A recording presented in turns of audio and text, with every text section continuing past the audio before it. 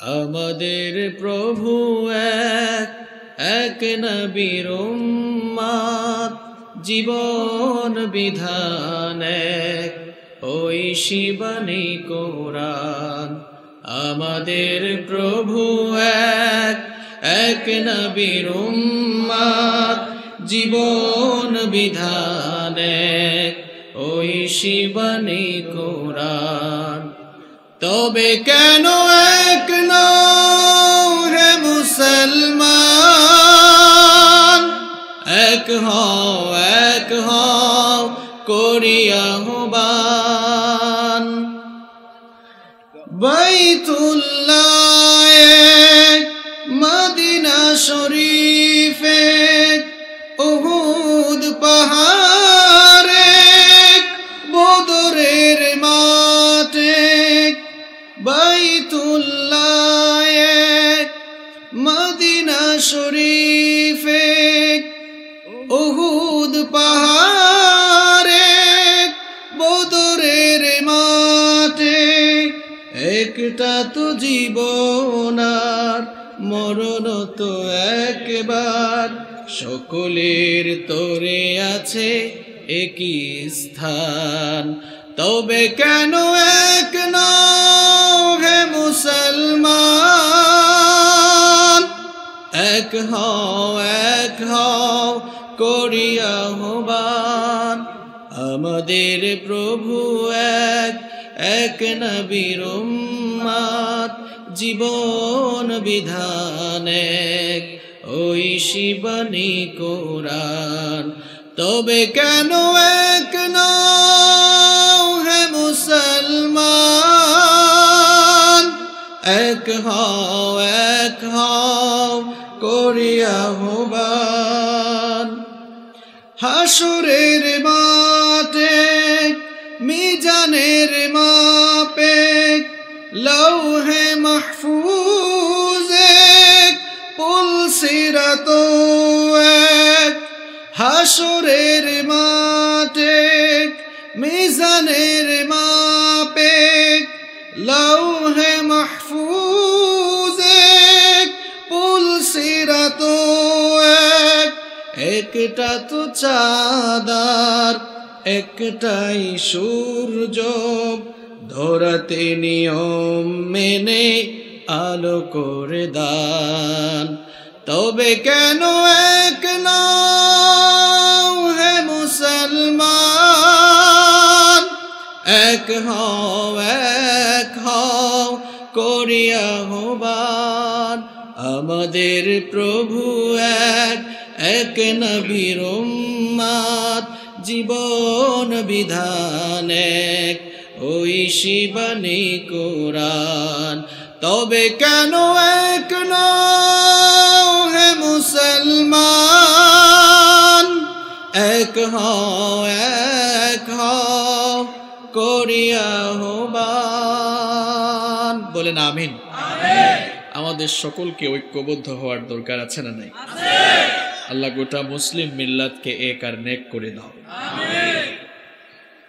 বাংলাদেশের অত্যন্ত সুপরিচিত ঐতিহ্যবাহী লক্ষ্মীপুর জেলার সদর উপজেলার পশ্চিম নলডগি বাইতুল আমান জামে মসজিদ ও যুব সমাজের যৌথ উদ্যোগে আজকের এই চতুর্থ বার্ষিক তফসিরুল কোরআন মাহফিলের মুহতারাম শ্রদ্ধাভাজন সভাপতি, ফরাশগঞ্জ মনসুর আহমেদ উচ্চ বিদ্যালয়ের সম্মানিত ধর্মীয় শিক্ষক এবং ফরাশগঞ্জ বাজারের সম্মানিত বিশিষ্ট ব্যবসায়ী মাওলানা নুরুল ইসলাম সাহেব, আতালাল্লাহু উমরাহু ওয়া বারাকাল্লাহু ফি হায়াতিহি। আমরা সবাই বলি আমিন।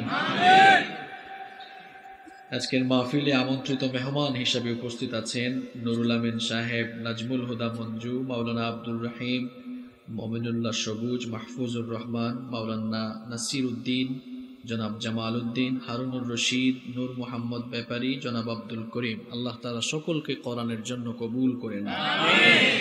আমার আগে কথা বলেছেন মাওলানা মনিরুল ইসলাম আলমগীর সাহেব, কথা বলেছেন মাওলানা মোহাম্মদ ওমর ফারুক সাহেব, কথা বলেছেন মাওলানা মাহবুবুর রহমান আল মাদানী সাহেব। আল্লাহ তাআলা সকলকে নেক হায়াত দান করে দিন। আল্লাহ তাআলা সকলের ইলম আর আমলগত যোগ্যতা আরো বাড়িয়ে দাও। মঞ্চে বসে আছেন সম্মানিত উলামায়ে কেরাম, উপস্থিত বিভিন্ন রাজনৈতিক দলের সম্মানিত নেতৃবৃন্দ, সামাজিক নেতৃবৃন্দ, আইম্মাতুল মাসাজিদ, খুতাবাউল মাসাজিদ, আমার সামনে উপস্থিত অত্র এলাকার এবং দূর দূরান্ত থেকে আগত আল্লাহর দ্বীন প্রেমী, কোরআন প্রেমী, সর্বস্তরের ইসলাম প্রিয় তাওহীদি জনতা, যুগে যুগে আল্লাহর জমিনে আল্লাহর দ্বীনকে প্রতিষ্ঠার জন্য যারা সবচাইতে বেশি অগ্রণী ভূমিকা পালন করেছেন, আমার সম্মানিত যুবক এবং তরুণ ভাইয়েরা, স্কুল, কলেজ, ইউনিভার্সিটি এবং বিভিন্ন মাদ্রাসা পড়ুয়া আমার প্রাণ প্রিয় মেধাবী ছাত্র ভাইয়েরা, ঘরে বসে পর্দার অন্তরায় থেকে যারা শুনছেন, শ্রদ্ধেয়া সম্মানিতা মা এবং বোনেরা, উপস্থিত জাতির বিবেক, গোটা বিশ্বে ইসলামের সৌন্দর্য ছড়িয়ে দেয়া আমার প্রাণপ্রিয় মিডিয়ার ভাইয়েরা, প্রাণপ্রিয় লক্ষ্মীপুরবাসী, আপনারা সবাই কেমন আছেন?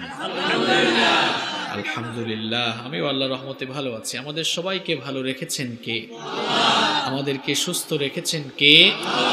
যে আল্লাহ তাআলা আমাদেরকে সুস্থ রেখেছেন, আমাদেরকে ভালো রেখেছেন, কোরআনে কারীমের জান্নাতি এই মেলায় আমাদেরকে শামিল হওয়ার তৌফিক দিয়েছেন। এটা কিসের মেলা? কোরআনের মেলা। এটা কিসের মেলা? আর যেটাই কোরআনের মেলা সেটাই আবার জান্নাতের মেলা। তো এই কোরআনের মেলায় আমরা সমবেত হতে পেরেছি, এই জন্য আসুন আমরা শুকরিয়া স্বরূপ আল্লাহ তাআলার কৃতজ্ঞতা জানিয়ে আমরা সবাই পড়ি আলহামদুলিল্লাহ। একটু জবান খুলে পড়েন আলহামদুলিল্লাহ। আমরা সবাই প্রশংসা করেছি কার? আল্লাহ। লাভ হইছে কার? আমাদের। দেখেছেন, আমরা যদি কোনো ব্যক্তি, কোনো প্রতিষ্ঠান, কোনো কোম্পানি বা যে কারো আমরা প্রশংসা করতাম, যার প্রশংসা আমরা করতাম তার ফায়দা হতো, যার প্রশংসা করব সে বেনিফিটেড হবে, কিন্তু আমাদের কোনো লাভ নাই। কোরআনের এই মেলায়, কোরআনের এই আয়োজন, তাফসিরের এই প্রোগ্রামে আমরা বসি যখন আল্লাহ তাআলার গুণগান গাইলাম, আল্লাহ তাআলার প্রশংসা করলাম, তার বিনিময়ে আল্লাহ তাআলা আমাদের প্রত্যেকের আমলনামাকে নেকি দিয়ে পরিপূর্ণ করে দিয়েছেন। আজকের এই মাহফিলে আসতে পেরে আপনারা খুশি না বেজার? কম না বেশি? আমরা খুশি, পরিমাণেও বেশি। জবান খুলে পড়েন আল্লাহু আকবার। এই খুশির যারা ব্যবস্থা করে দিয়েছেন, আল্লাহ তাআলা তো তৌফিক দিয়েছেন, কিন্তু মাধ্যম হিসেবে যারা কাজ করলেন আজকের এই সুন্দর আয়োজনকে বাস্তবে রূপায়িত করার জন্য এলাকার রাজনৈতিক ব্যক্তিবর্গ, প্রশাসনের ভাইয়েরা, এলাকার মুরব্বিয়ানে আযম, এলাকার যুবক ভাইয়েরা অক্লান্ত পরিশ্রম করে এই মাহফিলের আয়োজন করেছে। তারা অত্যন্ত কম সময়ের ভেতরে সুন্দর একটি প্রোগ্রামের আয়োজন করেছেন। এই প্রোগ্রামকে বাস্তবায়নের জন্য রাজনৈতিক নেতৃবৃন্দ সহ প্রশাসনিক ভাইয়েরা, এলাকার মুরব্বিয়ান, বিশিষ্ট ব্যক্তিবর্গ, যুবক তরুণ ভাইয়েরা যারাই কষ্ট করেছেন, মেহনত করেছেন, আমরা দোয়া করছি আল্লাহ তাআলা সকলের কষ্ট, শ্রম আর মেহনতকে তুমি কবুল করে নাও। এই মাহফিলে আমরা যারা এসেছি, আল্লাহ তাআলা আমাদের সকলের জীবনের গুনাহগুলোকে মাফ করে দাও। In the day of resurrection, কাল কিয়ামতের কঠিন বিভীষিকাময় দিনে এই মাহফিলকে যেন আল্লাহ তাআলা আমাদের সকলের জন্য নাজাতের ওয়াসিলা বানিয়ে আল্লাহ যেন আমাদেরকে মাফ করে দয়া করে তার জান্নাত দান করেন।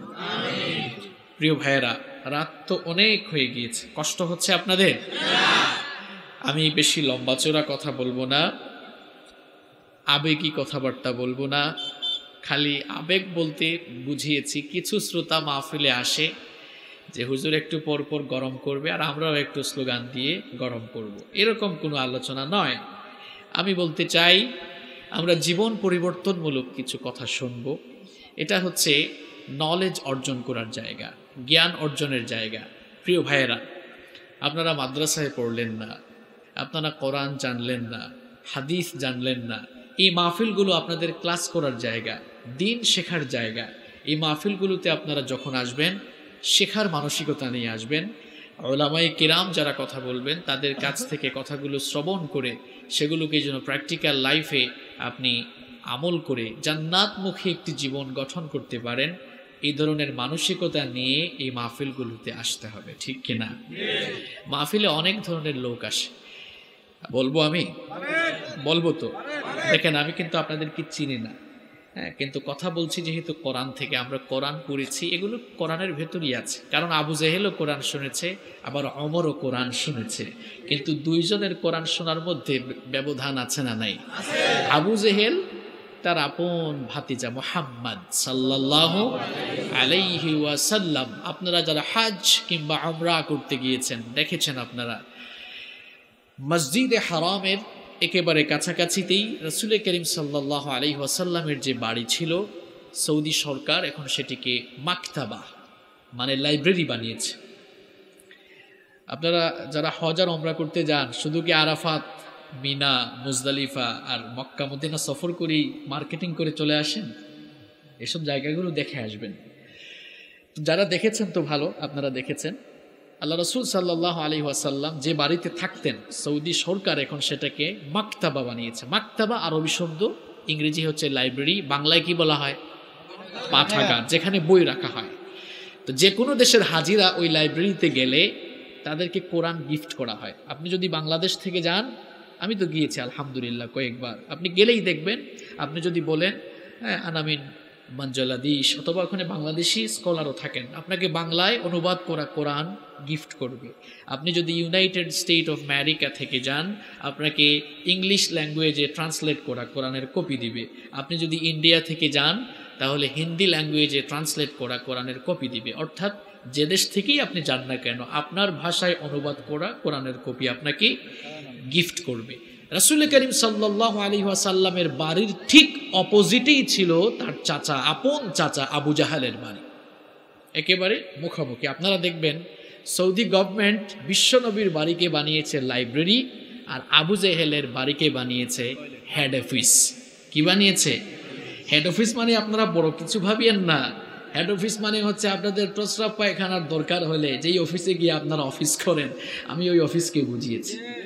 প্রিয় ভাইয়েরা, দেখেন আবু জাহাল আল্লাহর নবীর বাড়ির ঠিক সামনাসামনি মুখোমুখি তার বাড়ি ছিল, সবসময় কোরআনের তেলাওয়াত শুনতো। কিন্তু লোকটা কি হেদায়াত পেয়েছে? কথা কোন না কেন, হেদায়াত পেয়েছে? ওমর ইবনুল খাত্তাব রাদিয়াল্লাহু আনহু, তিনি কোরআনের কাছে আসার আগ পর্যন্ত মক্কার সবচাইতে শ্রেষ্ঠ কাফের ছিলেন। আর যখনই কোরআন শুনলেন, হেদায়েতের মানসিকতা নিয়ে কোরআন শোনার কারণে এই কোরআন ওমর ইবনুল খাত্তাবকে লৌহ মানব থেকে পরশ পাথরে রূপান্তর করে দিল। একই কিতাব আবু জেহেল শুনেছে, ওমরও শুনেছে।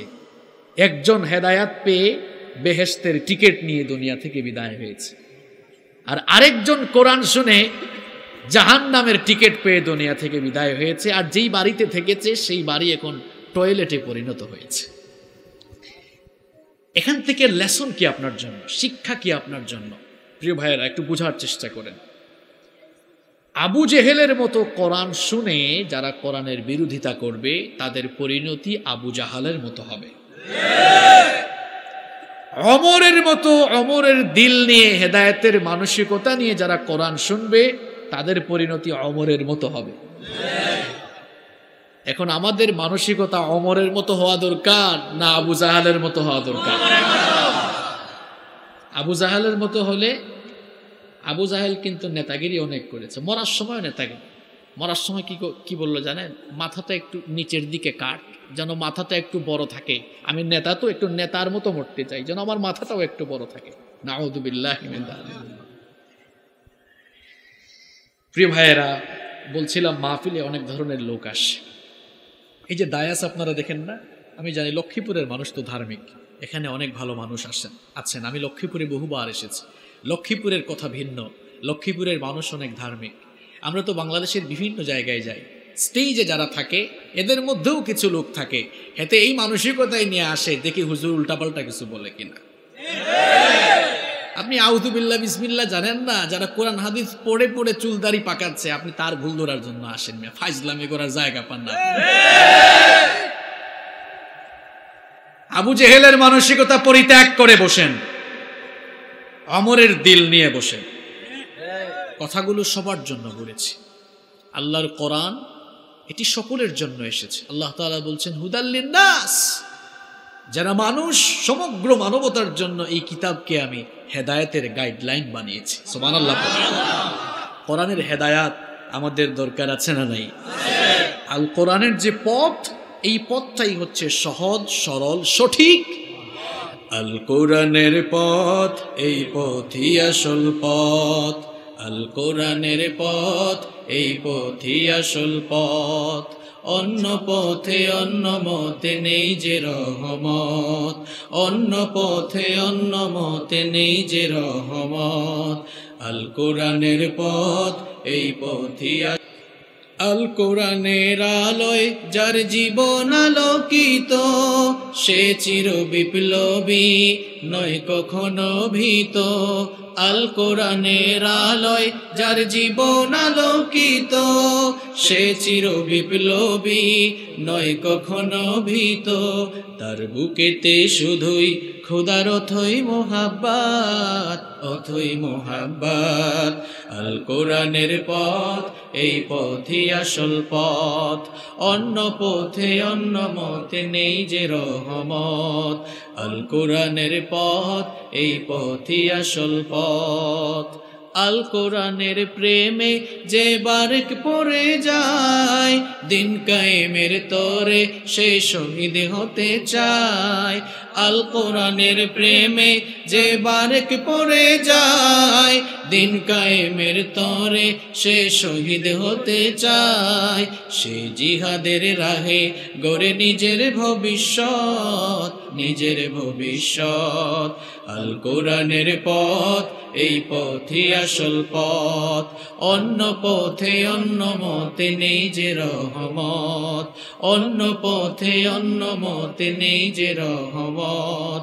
আল কোরআনের পথ, এই পথই আসল পথ। এই আসল পথেই আমি আপনাদেরকে ডাকার জন্য এসেছি, কোরআনের রাস্তা দেখাবার জন্য এসেছি। কোরআনের রাস্তা দেখিয়ে দিলাম।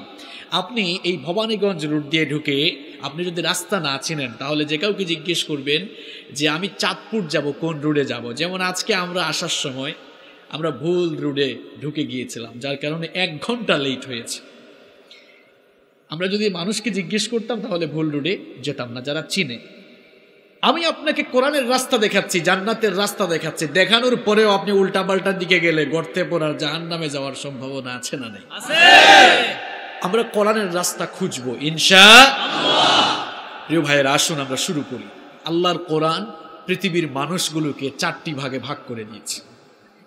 সুবহানাল্লাহ পড়ে বলিয়েন।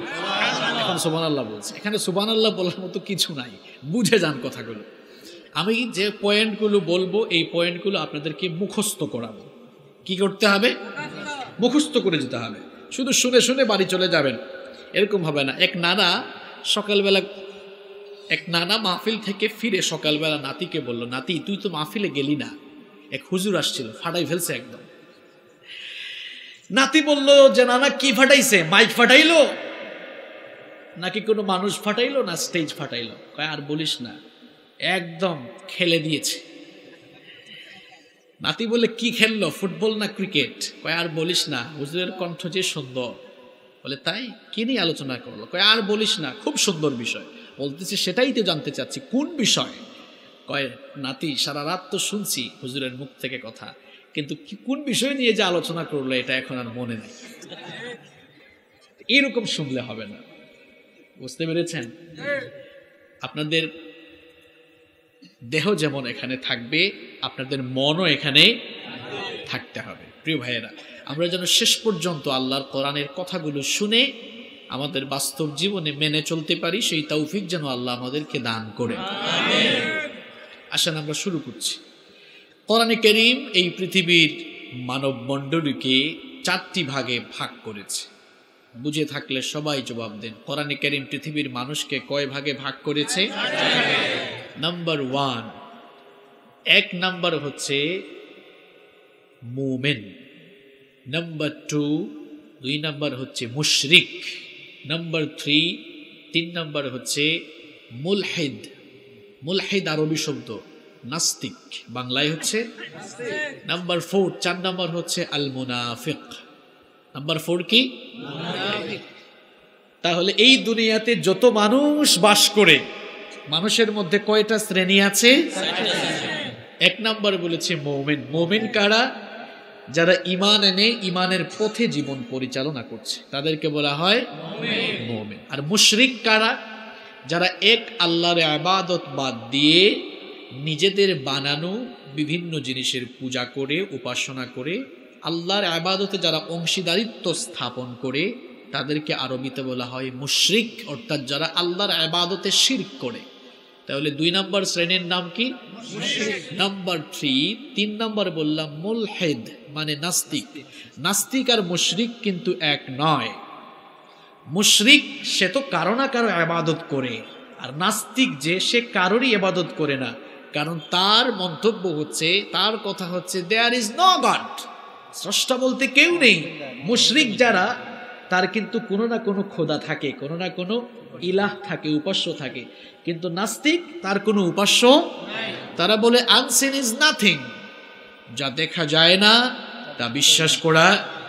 যে নাস্তিক এই কথাগুলো বলে, আপনারা বলেন তো সে কি আয়না ছাড়া কখনো তার নিজের পিঠ দেখেছে? নাস্তিক যারা এই ধরনের কথা বলে, তাদেরকে যদি আপনি প্রশ্ন করেন যে তোমাকে যে তোমার বাবা জন্ম দিয়েছে, এটা কি তুমি দেখেছো? আপনারা কেউ দেখেছেন? বিশ্বাস করেন কিনা? যে নাস্তিক এই কথা কয়, এদেরকে এই প্রশ্নগুলো করা উচিত।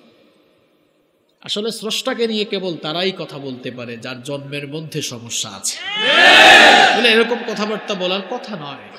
তাহলে 3 নম্বর শ্রেণী কারা? মুলহিদ, মানে নাস্তিক। আর 4 নম্বর হচ্ছে আল মুনাফিক।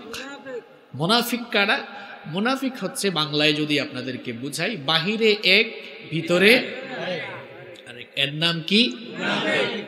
আচ্ছা, তাহলে কোরআনে কারীম পৃথিবীর মানুষকে কয় ভাগে ভাগ করেছে? দেখছেন, সবার মুখস্থ হয়ে গেছে। 1 নম্বর মুমিন, 2 নম্বর মুশরিক, 3 নম্বর মুলহিদ মানে নাস্তিক, 4 নম্বর মুনাফিক। আচ্ছা, এবার আসেন তো, এই 4 শ্রেণীর মানুষদের কার ডেস্টিনেশন কোথায়, কার গন্তব্য কোথায়, কে কোথায় যাবে, এটা নির্ধারণ করে দিয়েছেন কে? আল্লাহ। আপনারা ভুল বুঝবেন না, এটা আমি নির্ধারণ করি নাই, এটা নির্ধারণ করেছেন কে? আল্লাহ। যারা ঈমানদার, যারা মুমিন, 1 নম্বর শ্রেণীর মানুষ যারা ঈমান এনে ঈমানের রাস্তায় জীবন পরিচালনা করছে, যারা, তাদের ডেস্টিনেশনের ব্যাপারে কোরআনে কারীমের 18 নম্বর সূরা সূরাতুল কাহফের 107 এবং 108 নম্বর আয়াতে আল্লাহ পাক সুন্দর করে বলছেন, ইন্নাল্লাযীনা আমানু ওয়া আমিলুস সালিহাতি কানাত লাহুম জান্নাতুল ফিরদাউসি নুজুলা খালিদিনা ফিহা লা ইয়াবগুনা আনহা হিওয়ালা। আল্লাহ পাক বলেন, নিশ্চয়ই যারা ঈমান এনেছে, ঈমান এনে ঈমানের পথে জীবন পরিচালনা করে, যারা আমলে সালেহ করেছে, নেকির কাজ যারা করেছে, আল্লাহ পাক বলেন আমি তাদের জন্য 1 নম্বরের জান্নাত, জান্নাতুল ফেরদাউসের মেহমানখানা তাদের জন্য রেখে দিয়েছি। তাহলে 1 নম্বর শ্রেণী ঈমানদারদের গন্তব্য কোথায়? জান্নাত। কোথায়? সবাই বলেন কোথায়? জান্নাত। এবার 2 নম্বর শ্রেণীর মানুষ যারা মুশরিক, যারা আল্লাহর সাথে যারা শিরক করে, আল্লাহকে বাদ দিয়ে যারা বিভিন্ন জিনিসের উপাসনা করে, তাদের গন্তব্য কোথায়? কোরআনে কারীমের 4 নম্বর সূরা সূরাতুন নিসা এর 140 নম্বর আয়াতের শেষাংশে আল্লাহ পাক সুন্দর করে বলছেন, ইন্নাল্লাহা জামিউল মুনাফিকিনা ওয়াল কাফিরিনা ফি জাহান্নাম জামিআ। নিশ্চয়ই আল্লাহ তাআলা মুনাফিক আর মুশরিকদেরকে, কাফেরদেরকে আল্লাহ তাআলা জাহান্নামের মধ্যে একত্রিত করবেন। কথাটা কার? আল্লাহ। তাহলে 1 নম্বর শ্রেণী মুমিন মানুষদের গন্তব্য কোথায়? আর মুশরিক যারা, কাফের যারা, তাদের গন্তব্য পরিণতি কোথায়? যারা স্রষ্টায় বিশ্বাস করে না, এই শ্রেণীর মানুষরা হচ্ছে গরু ছাগল পশু পাখির চাইতেও নিকৃষ্ট। আল্লাহ পাক তাদের ব্যাপারে বলছেন, উলাইকা কাল আনআম বাল হুম আদাল উলাইকা হুমুল গাফিলুন। কথাগুলো আপনার উপরে পড়লে আপনি গিয়ে বাড়িতে মিলাবেন। আমি তো আয়াত নাম্বার সহ বলে দিচ্ছি। আল্লাহ তাআলা এদের ব্যাপারে বলছেন, এরা চতুষ্পদ জানোয়ারের চাইতে নিকৃষ্ট। এদের ঠিকানা কোথায়? এদের ঠিকানা কোথায়? যারা স্রষ্টাকেই চিনে না, এদের ঠিকানা কোথায়? এবার আসেন মুনাফিকদের ঠিকানা কোথায় আল্লাহ তাআলা বলছেন।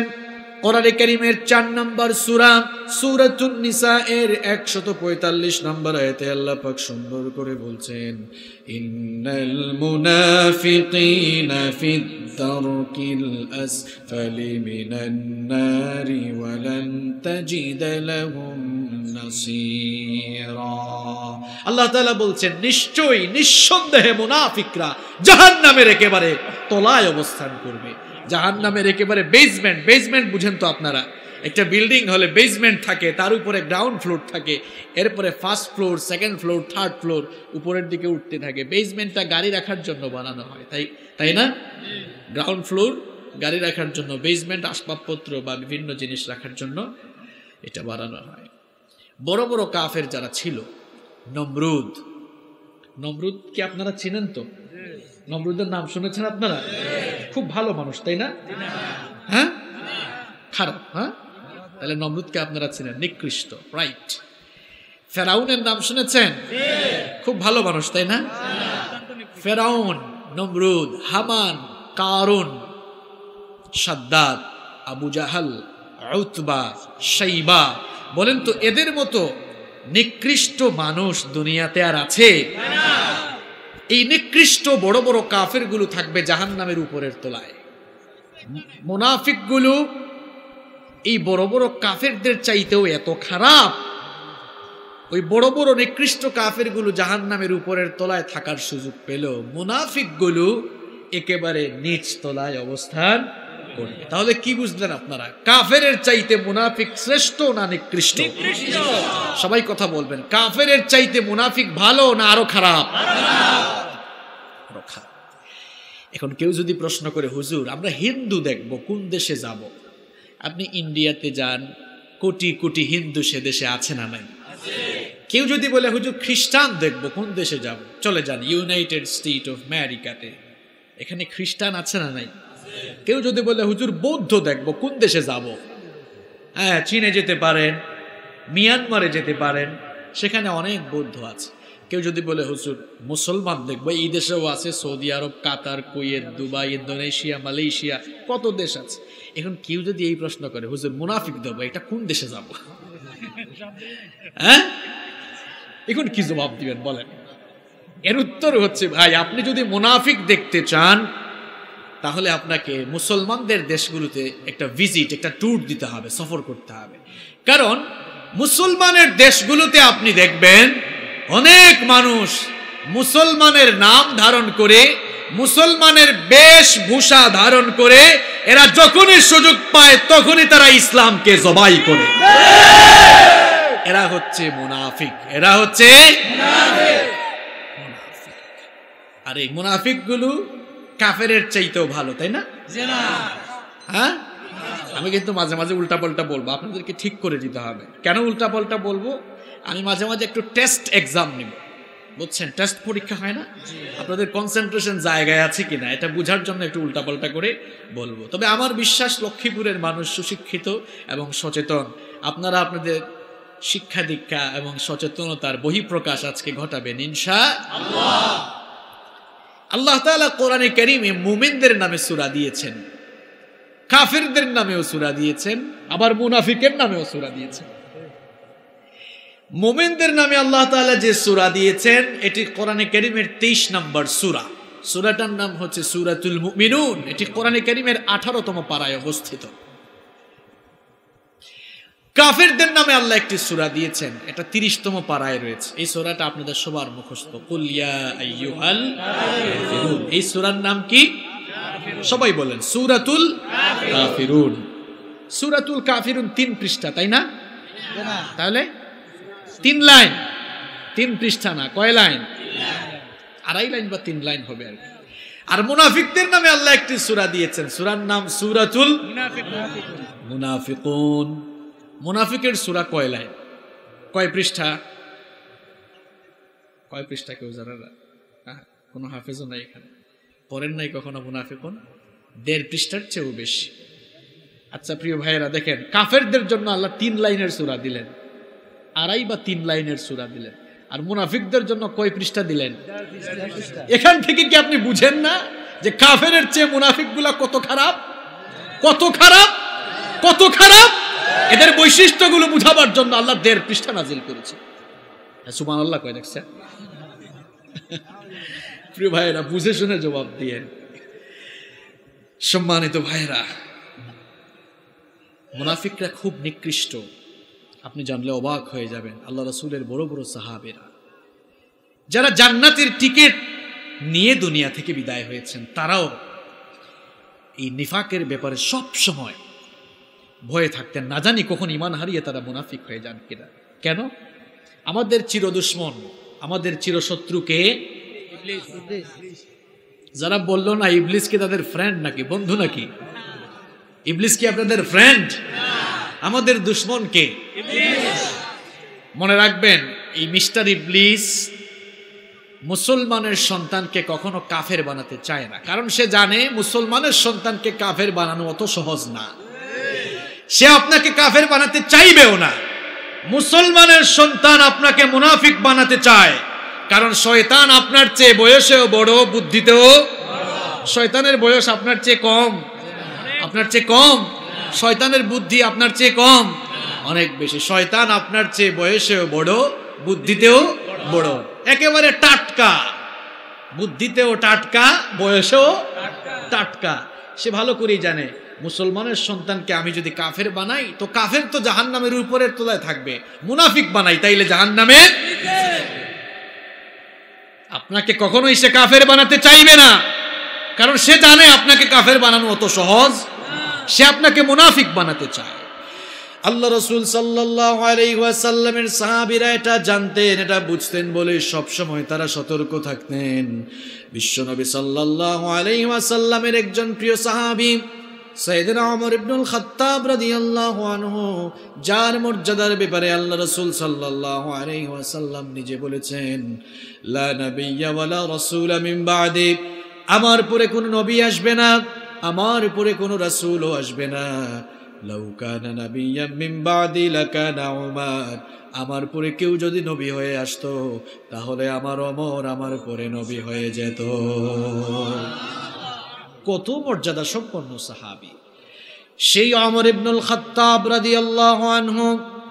তিনি একবার আবু হুযায়ফা ইবনুল ইয়ামান রাদিয়াল্লাহু আনহুকে প্রশ্ন করলেন। লক্ষ্মীপুরের ভাইয়েরা, আবু হুযায়ফা ইবনুল ইয়ামান রাদিয়াল্লাহু আনহুকে বলা হতো সাহিবু সিররুন নবী, বলেন সাল্লাল্লাহু আলাইহি ওয়াসাল্লাম। তিনি ছিলেন নবীজির গোপন কথার ভান্ডার। নবীজি সকল গোপন গোপন কথাগুলো আবু হুযায়ফা ইবনুল ইয়ামান রাদিয়াল্লাহু আনহুর সাথে শেয়ার করেছিলেন। সাইয়েদনা ওমর ইবনুল খাত্তাব রাদিয়াল্লাহু আনহুর শাসনামলে, তার জামানায় যখন কোনো লাশ জানাজার জন্য আসতো তখন তিনি বলতেন, দেখো তো জানাজা পড়ার জন্য আবু হুযায়ফা ইবনুল ইয়ামান এসেছে কিনা। আবু হুযায়ফা ইবনুল ইয়ামান যদি আসে তাহলে জানাজা হবে, সে যদি জানাজায় না আসে তাহলে জানাজা হবে না। কারণ নবীজি মদিনার সকল মুনাফিকদের নাম আবু হুযায়ফা ইবনুল ইয়ামানের কাছে বলে গিয়েছিলেন। এই জন্য ওমরও জানতেন মুনাফিক হলে আবু হুযায়ফা ইবনুল ইয়ামান জানাজায় আসবে। এই জন্য তিনিও নিশ্চিত হয়ে যেতেন যার লাশ আনা হয়েছে লোকটা মুনাফিক নাকি মুমিন। জানার জন্য বলতেন, দেখো তো আবু হুযায়ফা ইবনুল ইয়ামান জানাজায় এসেছে কিনা। এইভাবে ওমর ইবনুল খাত্তাব রাদিয়াল্লাহু আনহু আবু হুযায়ফা ইবনুল ইয়ামানের উপস্থিতির মাধ্যমে নিশ্চিত হতেন। একদিন তিনি আবু হুযায়ফা ইবনুল ইয়ামান রাদিয়াল্লাহু আনহুকে গোপনে ডেকে বললেন, ওগো আমার ভাই আবু হুযায়ফা ইবনুল ইয়ামান, আল্লাহর নবী তো তার গোপন গোপন কথাগুলো আপনার সাথে শেয়ার করেছেন। আজকে একটা গোপন কথা আমি জানতে চাই। আমার অনুরোধ হলো ওই গোপন কথাটা আপনি আমাকে আজ বলবেন। আবু হুযায়ফা ইবনুল ইয়ামান রাদিয়াল্লাহু আনহু অবাক হয়ে গেলেন। আমিরুল মুমিনিন না জানি আমার কাছে কি জানতে চান। অর্ধ পৃথিবীর প্রেসিডেন্ট তিনি, তার শাসনের অধীন আমি আমার কাছে জানবার জন্য বিনয়ের সাথে কেন অনুমতি প্রার্থনা করছেন? তিনি বললেন, আপনি আমার কাছে নির্দ্বিধায় বলেন। ওমর ইবনুল খাত্তাব রাদিয়াল্লাহু আনহু তখন বললেন, ওগো আমার ভাই আবু হুযায়ফা ইবনুল ইয়ামান, আমার নবী তো সকল গোপন গোপন কথাগুলো তোমার সাথে শেয়ার করে গিয়েছেন। নবীজি মদিনার সকল মুনাফিকদের নাম তোমাকে বলে গিয়েছেন। আমি তো জানি না ওই গোপন লিস্টের মধ্যে আমার নাম আছে নাকি। দয়া করে সেই লিস্টে যদি আমার নাম থাকে তো বলো। আবু হুযায়ফা ইবনুল ইয়ামান রাদিয়াল্লাহু আনহু কথা শোনা মাত্রই কেঁদে ফেললেন। কেঁদে বললেন, ওগো ভাই, ওগো আমার ভাই ওমর, ওগো আমিরুল মুমিনিন, কি করে আপনার নাম সেই মুনাফিকের লিস্টে থাকবে? কারণ আপনি তো হচ্ছেন আল্লাহর নবী, আপনি তো হচ্ছেন আল্লাহর নবীর প্রিয় সাহাবী, কেমনে আপনার নাম সেখানে থাকবে? ওমর ইবনুল খাত্তাব কেটে দিয়ে বললেন, ওগো আমার ভাই আবু হুযায়ফা, এজন্যই জানতে চেয়েছি, কারণ জানি না কখন যে নিফাক ভেতরে ঢুকে যায়, কখন যে মুনাফিক হয়ে যায়। তোমাকে প্রশ্ন এজন্যই করলাম, যদি ওই লিস্টে আমার নাম থাকে, এখনো তো সময় আছে তাওবা করে ভালো হয়ে যাওয়া। ওমরের মতো বড় সাহাবী ঘুম আসে না, চিন্তায় পেরেশান, না জানে মুনাফিক হয়ে যায় কিনা। আর তুমি কোন জাতের মানুষ, কোন ইবলিসের সাথে বসবাস, কোনো চিন্তা নাই, সারাদিন শুধু মুনাফিকি। আমার ভাইয়েরা ভালো করে শোনেন, মুনাফিকির রোগটা বড় খারাপ রোগ, খুব খারাপ রোগ এটা। আব্দুল্লাহ ইবনে উবাই বিন সুলুলের নাম আপনারা শুনেছেন কিনা? লোকটা কিন্তু মাথায় টুপি দিত, মুখের মধ্যে লম্বা দাড়ি ছিল, জুব্বাও পরতো, আবার মসজিদে নববীতে নামাজ আদায়ের জন্য যেত। একেবারে সামনের কাতারে বিশ্ব নবীজির পেছনে নামাজে দাঁড়াতো। ওই লোকটা যখন মারা গেল, রাসূল করিম সাল্লাল্লাহু আলাইহি ওয়াসাল্লাম তাবুকের যুদ্ধ থেকে মাত্র ফিরে এসেছেন। ফিরে আসার কিছুদিনের মধ্যেই খবর গেল আব্দুল্লাহ বিন উবাই বিন সুলুল মারা গেল। রাসূল করিম সাল্লাল্লাহু আলাইহি ওয়াসাল্লাম সাহাবীদেরকে নিয়ে বসে আছেন। আব্দুল্লাহ বিন উবাই বিন সুলুলের ছেলে আসলো, এসে বলল, গো আল্লাহর নবী, আমার বাবা আব্দুল্লাহ বিন উবাই বিন সুলুল ইন্তেকাল করেছেন। আমার বাবার ইচ্ছে ছিল জানাজায় যে কাফনের কাপড় লাগে, আপনার পরনের জুব্বা মুবারক দিয়ে যেন কাফনের কাপড় পরানো হয়, আর আমার বাবার ইচ্ছে ছিল আপনি যেন জানাজায় ইমামতি করেন। এই কথা শোনা মাত্রই আল্লাহর নবী নিজের পরনের জুব্বাটা খুলে দিয়ে যখনই তার কাছে দিতে যাবেন, এমন সময় সাইয়েদনা ওমর ইবনুল খাত্তাব রাদিয়াল্লাহু আনহু বিশ্ব নবীর জামা টেনে ধরলেন। জামা টেনে ধরে বললেন, ওগো আল্লাহর নবী, কার জানাজায় যাওয়ার জন্য প্রস্তুতি নিচ্ছেন? লক্ষ্মীপুরের ভাইয়েরা, বেশ কয়েকটি জায়গায় ওমর ইবনুল খাত্তাব রাদিয়াল্লাহু আনহু একা সিদ্ধান্ত নিয়েছেন, আর ওমর ইবনুল খাত্তাব রাদিয়াল্লাহু আনহুর সিদ্ধান্তের পক্ষে আমার আল্লাহ আয়াত নাজিল করে ওমরের পক্ষে রায় দিয়েছে। অনেক বড় সাহাবী। বললেন, ওগো আমার নবী, কোথায় যান? এই লোকটাকে কি চিনেন না? সারা জীবন 5 ওয়াক্ত নামাজ পড়েছে ঠিক, যখনই সুযোগ পেয়েছে মুসলমানদেরকে ধ্বংস করার জন্য কাজ করেছে। নামাজে আসতো, কিন্তু মসজিদে নববীতেই আপনার যে সাহাবীরা নামাজে আসতো, কাফেরদের হাতে এদেরকে তুলে দেওয়ার জন্য সবসময় ষড়যন্ত্র আর চক্রান্ত করত। এই লোকটাকে কি আপনি চিনেন না? উহুদের ময়দান থেকে 300 সৈন্য নিয়ে ভেগে গিয়েছে। লোকটার জানাজায় কেন আপনি যাবেন? বিশ্বনবী সাল্লাল্লাহু আলাইহি ওয়াসাল্লাম তখন বললেন, ওগো আমার সাহাবী ওমর, আমার আল্লাহ তো আমাকে এখনো নিষেধ করেন নাই, সুতরাং আমাকে ছেড়ে দাও। আমি আব্দুল্লাহ বিন উবাই বিন সুলুলের জানাজায় যেতে চাই। আমার নবী জানাজায় ছুটে গেলেন, নিজের পরনের জুব্বা মুবারক দিয়ে তার জানাজার কাফনের কাপড় পরালেন। ভালো করে শুনেন কিন্তু, নিজের পরনের, বিশ্ব নবীর নিজের পরনের জুব্বা মুবারক দিয়ে আব্দুল্লাহ বিন উবাই বিন সুলুলের জানাজার কাপড়, তার কাফনের কাপড় পরানো হলো। এরপরে আমার নবী যখন জানাজায় ইমামতির জন্য দাঁড়াবেন, আমার আল্লাহ আর বরদাস্ত করলেন না, জিবরিলকে দিয়ে ওহী নাজিল করে দিলেন। কোরআনে কারীমের 9 নম্বর সূরা সূরাতুত তাওবা এর ৮০ নম্বর আয়াত নাজিল হয়ে গেল, ইস্তাগফির লাহুম আও লা তাস্তাগফির লাহুম ইন তাস্তাগফির লাহুম ৭০ মাররাতান ফালান ইয়াগফিরাল্লাহু লাহুম যালিকা বিআন্নাহুম কাফারু বিল্লাহি ওয়া রাসূলিহি ওয়াল্লাহু লা ইয়াহদিল কওমাল ফাসিকিন। আল্লাহ পাক আয়াত নাযিল করলেন, জিবরিলকে পাঠালেন। সাইয়েদনা জিবরিল এসে বললেন, ওগো আল্লাহর নবী, কার জানাজা ইমামতির জন্য দাঁড়িয়েছে, এক্ষুনি সরে যা। কোন মুনাফিকের জানাজায় দাঁড়ালেন? এই লোকটার জন্য আপনি নবী হয়ে নিজে যদি ৭০ বারের বেশিও তাওবা করে, তার জন্য যদি ৭০ বারের বেশিও আপনি আল্লাহর কাছে হাত তুলে দোয়া করে, আল্লাহ আমাকে ওহী নাজিল করে আপনার কাছে পাঠিয়েছেন, আল্লাহর সিদ্ধান্ত হলো এই মুনাফিককে আল্লাহ কখনো ক্ষমা করবেন না। আল্লাহু আকবার। যেই নবী হাত তোলার আগেই দোয়া কবুল হয়। আমার নবী নামাজে আছেন, ভালো করে শুনেন, নামাজে ইমামতি করছেন। মদিনায় হিজরত করে যাওয়ার পর মুসলমানদের কিবলা মসজিদে হারামের আগে বাইতুল মুকাদ্দাসের দিকে ছিল। বাইতুল মুকাদ্দাসের দিকে ফিরে সালাত আদায় করছেন। আল্লাহর নবীর মনটা চায়, আর কিবলা যদি বাইতুল মুকাদ্দাসের দিকে না হয়ে বাইতুল্লাহর দিকে হতো, তাহলে মনটা বড় শান্ত হয়ে যেত। আল্লাহর নবী মনে মনে ইচ্ছা পোষণ করেছেন, হাত তুলে আল্লাহর কাছে দোয়াও করেন নাই। 2 রাকাত যখন শেষ হলো, 2 রাকাতের মধ্যে ওহী নাজিল হয়ে গেল। জিবরিল ওহী নাজিল করলেন, জিবরিল ওহী নিয়ে আগমন করলেন। قد نرى تقلب وجهك في السماء فلنولينك قبلة ترضاها فول وجهك شطر المسجد الحرام। আল্লাহ তাআলা ওহী নাজিল করলেন, নবী আপনি নামাজে দাঁড়িয়ে বারবার আকাশের পানে তাকিয়ে আপনার মনোবাসনা কি করছেন এটা আল্লাহ দেখেছেন। আপনার মনের আশা পূরণ করে দিলাম, হাত তুলে দোয়া করা লাগবে না। এক্ষুনি নামাজের ভেতরে আপনি আপনার মুখে বাইতুল মুকদ্দাস থেকে ফিরিয়ে আপনি বাইতুল্লাহর দিকে ঘুরিয়ে নেন। আল্লাহু আকবার। যেই নবী হাত তোলা লাগে না, হাত তোলার আগে দোয়া কবুল, সেই একই নবী মুনাফিকের জানাজায় দাঁড়িয়েছেন জানাজা আদায়ের জন্য। সেই নবী কি আল্লাহ ওহী নাজিল করে বলছেন, এই মুনাফিকের জন্য 1 বার নয়, 2 বার নয়, 10 বার নয়, 20 বার নয়, আপনি নবী হয়েও যদি 70 বারের বেশি তার জন্য দোয়া করেন, আমার সিদ্ধান্ত এই লোকটাও যেমন জাহান্নামে যাবে না, এই ধরনের লোক কিয়ামত পর্যন্ত যারা আসবে তারাও জান্নাতে যাবে। কথাটা আমার না আল্লাহ? বুঝতে পারছেন মুনাফিকগুলো কত নিকৃষ্ট? এরপরে আল্লাহ আয়াত নাজিল করে আরো জানালেন, আল্লাহর সিদ্ধান্ত আল্লাহ জানালেন। আল্লাহ বললেন এদের ব্যাপারে আমার আরো সিদ্ধান্ত কি, শোনো শোনো। ওয়ালা তুসাল্লি আলা আহাদিম মিনহুম মাতা আবাদান ওয়ালা তাকুম আলা কবরিহি ইন্নাহুম কাফারু বিল্লাহি ওয়া রাসূলিহি ওয়া মাতু ওয়া হুম ফাসিকুন। আল্লাহ তাআলা বললেন শুধু এদের জন্য দোয়া নয়, এই ধরনের মুনাফিক মারা গেলে এদের জন্য জানাজার নামাজেও দাঁড়াবা।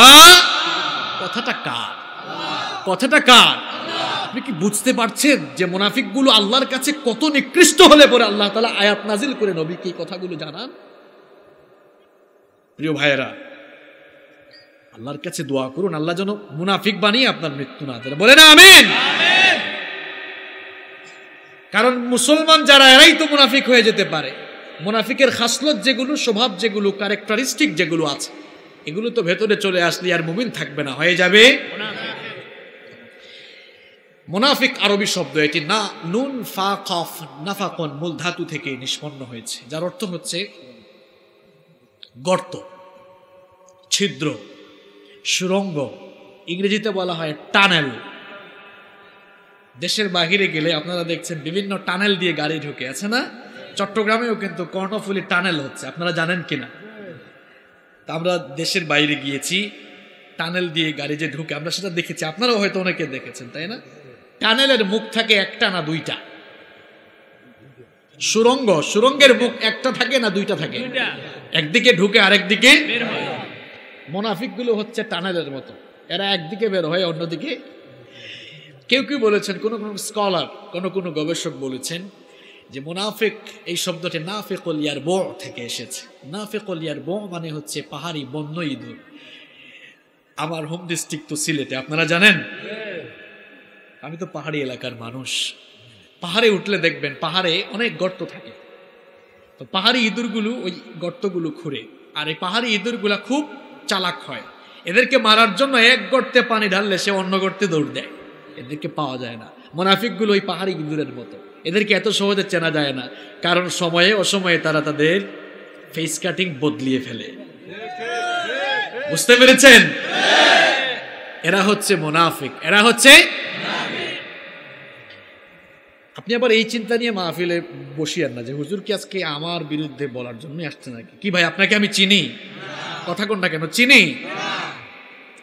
আমার প্রতি আক্রোশ রাখবেন না, বরং আল্লাহর কোরআনের কথাগুলো যদি আমার নিজের চরিত্রের সাথেও মিলে যায়, আমি আমার নিজেকে বদলানোর চেষ্টা করব ইনশাআল্লাহ। যদি আমরা বদলে ফেলি নিজেকে, তাহলে আমরা মুমিন হয়ে জান্নাতে যেতে পারবো ইনশাআল্লাহ। আমরা জান্নাতে যেতে চাই কি চাই না?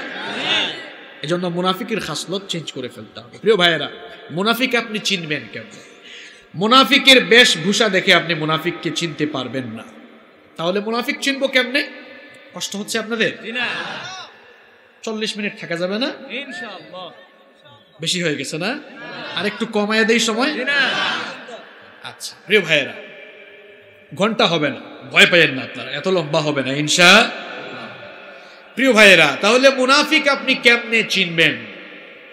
মুনাফিক চেনার বৈশিষ্ট্য কি? মুনাফিকের কিছু খাসলত আল্লাহ তাআলা কোরআনে তুলে দিয়েছেন। এই খাসলত, এই স্বভাব, এই ক্যারেক্টারিস্টিক যাদের সাথে মিলে যাবে, বুঝতে হবে তার মধ্যে নিফাক চলে এসেছে। কোরআন এবং হাদিসে মুনাফিকদের যে বৈশিষ্ট্যগুলো তুলে ধরা হয়েছে, আমি রিসার্চ করে, গবেষণা করে, ঘেটে ঘেটে সেখান থেকে 15টি বৈশিষ্ট্য খুঁজে বের করেছি। আজকে মুনাফিকের সেই 15টি বৈশিষ্ট্য আপনাদের সামনে তুলে ধরবার চেষ্টা করব ইনশাআল্লাহ। তাহলে আমরা আজকে যে বিষয়টি জানবো সেটি হচ্ছে মুনাফিকের কতটি বৈশিষ্ট্য? 15টি। এটা কি এম হাসিবুর রহমানের জ্ঞানের আলোকে না কোরআন সুন্নাহর আলোকে? কোরআন সুন্নাহর আলোকে। আবার বলেন, কিসের আলোকে? কোরআন সুন্নাহর আলোকে। কোরআন সুন্নাহর আলোকে মুনাফিকের 15টি বৈশিষ্ট্য আমরা জানবো আজকে ইনশাআল্লাহ। মুনাফিকের 1 নম্বর বৈশিষ্ট্য হচ্ছে, মুনাফিক মার্কা মানুষগুলো, এদের চরিত্র হয় ডাবল ফেস পার্সোনালিটি। এই মানুষগুলো দুমুখী স্বভাবের হয়। এই মানুষগুলো কি হয়? দুমুখী স্বভাবের হয়। এই সকল মানুষগুলোর ব্যাপারে কোরআনে কারীমের 2 নম্বর সূরা, সূরাতুল বাকারা এর 8 নম্বর আয়াতে আল্লাহ পাক সুন্দর করে বলছেন, ওয়া মিনান নাসি মান ইয়াকুলু আমান্না বিল্লাহি ওয়া বিল ইয়াউমিল আখির ওয়া মা হুম বিমুমিনিন। আল্লাহ পাক বলেন, মানুষদের মধ্যে এমন কিছু লোক আছে যারা মুখে মুখে ঈমানের কথা বলে, আখিরাতের কথা বলে, কিন্তু তাদের অন্তরে ঈমানের ছিটা ফুটাও নাই। এরা মুখ দিয়ে ঈমানদারি দেখায়, মুখে মুখে তারা মুখে মুখে ঈমানের কথা বলে বেড়ায়। আল্লাহ পাক বলেন, ওয়া মা হুম বিমুমিনিন, কিন্তু কাজে কর্মে আদৌ তারা মুমিন নয়। কথাটা কার? এরা মুখে মুখে ঈমানের কথা বলে, তাফসীরের মাহফিলে এসে বলে আমরা আপনাদের সাথে আছি, আমরা আপনাদের ভালোবাসা আবেগ বুঝি, আবার কোরআনের মাহফিল থেকে বের হয়ে মাহফিল বন্ধের জন্য ব্যবস্থা করে। এটা হলো মুনাফিকের স্বভাব। ঈমানদারদের সামনে আসলে ঈমানদারি দেখায়, আর বেঈমানদের সামনে গেলে বেঈমানদের সাথে মিলে যায়। এরা দুমুখী স্বভাবের হয়। এরা মসজিদে ঢুকলে পরে মুসল্লিরা আমরা আপনাদের সাথে আছি, আমাদের ভেতরেও ধার্মিকতা আছে, আমরাও ধর্মপান মানুষ, কিন্তু গোপনে গোপনে মিটিং করে যারা মুসল্লিদেরকে মারার ষড়যন্ত্র তারা করে। আল্লাহ পাক এদের ব্যাপারে সূরা বাকারার 8 নম্বর আয়াত নাজিল করে বললেন, এরা মুখ দিয়ে ঈমানের কথা বলে আর কাজকর্ম সব বেঈমানি। এরকম আছে না নাই? এরা মুখ দিয়ে ঈমানের কথা বলে আর কাজে কর্মে বেঈমানি করে। এরা মসজিদে আসলে আল্লাহ আল্লাহ বলে, আবার মন্দিরে গেলে শ্রীরাম আর রাম রাম জিকির করে। এটা হলো মুনাফিকের 1 নম্বর স্বভাব। মুনাফিক এই দিকেও আছে, ওই দিকেও আছে, সবাইকে খুশি রাখতে চায়। মসজিদে আসলে মসজিদেও সাদাকা করে, মসজিদেও দান খয়রাত করে, মাহফিলে আসলে মাহফিলেও 5,000 10,000 টাকা দেয়। আবার যদি গানের কিংবা নাচের কনসার্টের আয়োজন করা হয় সেখানেও টাকা পয়সা দিয়ে তাদের মনও তারা রক্ষা করার ব্যবস্থা করে। এরা হচ্ছে ইমানদার না মুনাফিক? ইমানদার না মুনাফিক?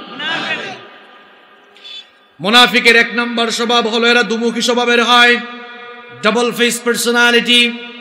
মুনাফিকের 2 নম্বর স্বভাব হলো মুনাফিকরা ধোঁকাবাজ। মুনাফিকরা কি বাজ? এরা সব সময় ইমানদারদেরকে ধোঁকা দেয়, ইমানদারদের সাথে ধোঁকাবাজি করে চলতে চায়। কোরআনে কারীমের 2 নম্বর সূরা সূরাতুল বাকারা এর 9 নম্বর আয়াতে মুনাফিকের এই বৈশিষ্ট্য আল্লাহ তুলে দিলেন। ইউখাদিউনাল্লাহা ওয়াল্লাযীনা আমানু ওয়া মা ইয়াখদাউনা ইল্লা আনফুসাহুম ওয়া মা ইয়াশউরুন। আল্লাহ পাক বলেন মুনাফিকরা আল্লাহ এবং ইমানদারদেরকে ধোঁকা দিতে চায়, ইমানদারদের সাথে ধোঁকাবাজি করে করে চলতে চায়। টুপি লাগায়, পাঞ্জাবি লাগায়, পাঞ্জাবি আর টুপি লাগিয়ে ইমানদারদেরকে দেখায় আমরা তো ইমানদারি করছি, অথচ এই লোকেরাই সুযোগ পাইলে ইসলাম আর ইমানদারদেরকে জবাই করতে দ্বিধাবোধ করে না। আল্লাহ পাক বলছেন এরা ধোঁকাবাজি করে চলতে চায়। মুনাফিকের এই বৈশিষ্ট্যটা আমি বললাম না আল্লাহ বললেন? কি আপনার মন খারাপ হচ্ছে নাকি? চেহারা কালো হচ্ছে নাকি? কথাগুলো তো আমার নয়, কথাগুলো কার? মুনাফিকের 3 নম্বর বৈশিষ্ট্য হচ্ছে এই মুনাফিক মার্কা লোকগুলো হয় সুবিধাবাদ, জিন্দাবাদ। যেই দিকে বৃষ্টি ওই দিকেই ছাতা মেলে, এই দিকে বৃষ্টি আসলে এই দিকে ছাতা ধরে, ওই দিকে বৃষ্টি আসলে ওই দিকে ছাতা ধরে।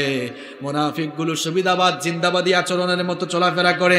কোরআনে কারীমের 2 নম্বর সূরা সূরাতুল বাকারা এর 14 নম্বর আয়াতে আল্লাহ পাক তাদের এই বৈশিষ্ট্য তুলে দিলেন।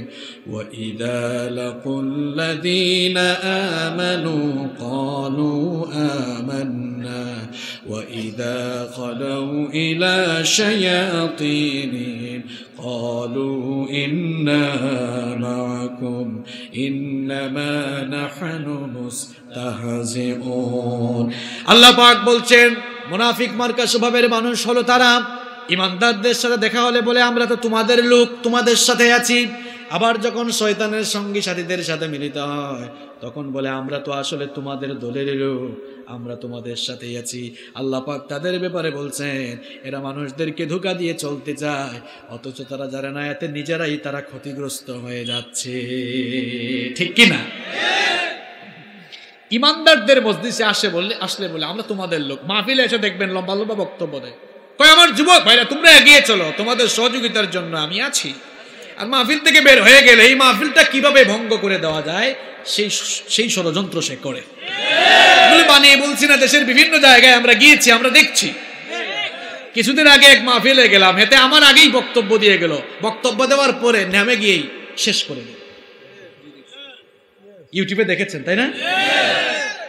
এগুলা ইমানদার না বেঈমান? ইমানদার না মুনাফিক? মাহফিলে আসার সময় টুপি দিয়ে আসে, পাঞ্জাবি দিয়ে আসে, বক্তব্য দেয়। আমি তো সব সময় বলি তাফসীরের মাহফিলে আলেম ছাড়া কাউকে বক্তব্য দিবেন না। এটা রাজনৈতিক মঞ্চ নয়, এই মাহফিলে কথা বলতে হলেও যোগ্যতা লাগবে। এটা কোরআনের মাহফিল, এখানে কোনো বেঈমান কথা বলতে পারবে না। এটা কোরআনের মাহফিল, এখানে কোনো সুদখোর, চাঁদাবাজ, টেন্ডারবাজ কথা বলতে পারবে না। এখানে কথা বলবেন উলামায়ে হক, এখানে কথা বলবেন, এই থামেন, কোন স্লোগান দিতে পারবেন। এখানে কিরাম ইসলামিক স্কলার, রিসার্চার, তারা কথা বলবেন। আউযুবিল্লাহ বলতে গেলে আউযু বিল্লাহ এরকম হয়ে যায়। কতজনকে আমি এরকমও দেখেছি কই আউযু বিল্লাহি নাহমাদুহু ওয়া বা'দ, আবার আমার আগেই তাকে বক্তৃতায় দিয়েছে। এরকম সিটিং মার্কা লোকগুলোকে কোরআনের মাহফিলের মতো পবিত্র জায়গায় এরা বক্তব্য দেওয়ার কোনো অধিকার রাখে না। আলেম ওলামা যারা কোরআন হাদিস রিসার্চ করে এই জায়গায় এসেছেন, কোরআনের মাহফিলে তারাই কথা বলবে। তোমার নেতাগিরি তুমি আলাদা মঞ্চ তৈরি করে ওখানে গিয়ে করো, যাও। এখানে আমরা রাজনীতির কথা বলি না, রাজনীতি, সরকার, এটা তাদের ব্যাপার। এখানে আমরা কোরআনের কথা বলি, ঠিক কি না? এখানে আমরা আখিরাতের কথা বলি, এখানে আমরা নামাজের কথা বলি, এখানে আমরা মা বাপের খেদমতের কথা বলি, এখানে আমরা সুন্দর চরিত্র গঠনের কথা বলি, ঠিক কি না? এই কোরআনের মাহফিলে আমরা মাদকের বিরুদ্ধে কথা বলি, জঙ্গিবাদের বিরুদ্ধে কথা বলি, সন্ত্রাসবাদের বিরুদ্ধে কথা বলি। কোরআন সন্ত্রাসবাদ, জঙ্গিবাদ, মাদকের পক্ষে না বিপক্ষে? আমরাও এগুলোর প্রিয় ভাইয়েরা। মুনাফিকগুলো সবাইকে খুশি রাখতে চায়, আবার গানের আসরেও দেখবেন হেঁটে চলে গেছে, কয় করো করো অসুবিধা নাই, শুধু আমি যখন দাঁড়াবো তখন আমারেও তোমরা বসায় দিও, টাকা পয়সা যা লাগে সব নাও। এগুলো মুনাফিকের স্বভাব। ইমানদারদের সাথে আসলে বলে ওয়া ইযা লাকুল্লাযিনা আমানু ক্বালু আমান্না, ইমানদারদের সাথে দেখা হলে কয় বুঝেন তো আমি তো তোমাদেরই। আবার ওয়া ইযা খালাউ ইলা শায়াতিনহিম ক্বালু ইন্না মাআকুম, শয়তানদের সাথে মিলিত হলে কয়। এখন দেখেন তো, হে ওখানেও আছে এখানেও আসলে সে কোন জায়গায় আছে? কোন জায়গায় আছে? এই স্বভাবের মানুষগুলো ইমানদার না মুনাফিক? আরো জোরে, ইমানদার না মুনাফিক? কয়টা বললাম? কয়টা বলছি? এই আপনাদের কি মন দিল এখানে আছে? মুখস্থ করতে হবে তো। তিনটা বলেছি। কয়টা বলেছি? ভুলে গেলে চলবে না। কেউ তিনটা, কেউ চারটা, মুখস্থ করতে হবে। স্মার্টফোন যাদের কাছে আছে নোট করেন। মুনাফিকের 4 নম্বর বৈশিষ্ট্য হলো মুনাফিকরা মানুষ দেখানো কাজ বেশি করে। কথাটা আমার না, আল্লাহর। কোরআনে কারীমের 4 নম্বর সূরা, সূরাতুন নিসা এর 142 এবং 143 নম্বর আয়াতে আল্লাহ পাক সুন্দর করে বলছেন, ইন্নাল মুনাফিকিনা ইউখাদিউনাল্লাহা ওয়া হুয়া খাদিউহুম ওয়া ইযা ক্বামু ইলাস সালাতি ক্বামু কুসালা ইউরাউনান নাসা ওয়া লা ইয়াযকুরুনাল্লাহা ইল্লা কালিলা। আল্লাহ তাআলা বলছেন মুনাফিকগুলো আল্লাহকে ধোঁকা দিতে চায়। এরা যখনও কোনো কাজ করে মানুষকে দেখাবার জন্য করে, আল্লাহর সন্তুষ্টির জন্য এরা কাজ করে না। আল্লাহ পাক বলেন ওয়া ইযা ক্বামু ইলাস সালাতি ক্বামু কুসালা, এমনকি এরা যখন নামাজে দাঁড়ায় নামাজটাও আল্লাহর সন্তুষ্টির জন্য আদায় করে না।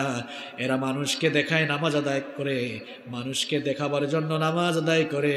এদের অন্তরে আল্লাহর ভয় থাকে না, বরং তারা কেবল লোকদেরকে দেখাবার জন্য এই ধোঁকাবাজি করে। সামনে নির্বাচন, মাথায় টুপি লাগিয়েছে, আজান হয়েছে, এখন যদি নামাজে না যাই তো হবে না। ওজুর ফজর জানুক আর নাই জানুক, গিয়ে কয় আল্লাহু আকবার, আছে না নাই? এই যে নামাজ আদায় করলো, এটা কি আল্লাহর সন্তুষ্টির জন্য করলো নাকি মানুষকে দেখাবার জন্য করলো? সূরা হুমাযার মধ্যে আল্লাহ আরো বিস্তারিত বললেন, ফাওয়াইলুল লিল মুসাল্লিন আল্লাযীনা হুম আন সালাতিহিম সাহুন আল্লাযীনা হুম ইউরাউন। এটা মুখস্থ আছে তাই না?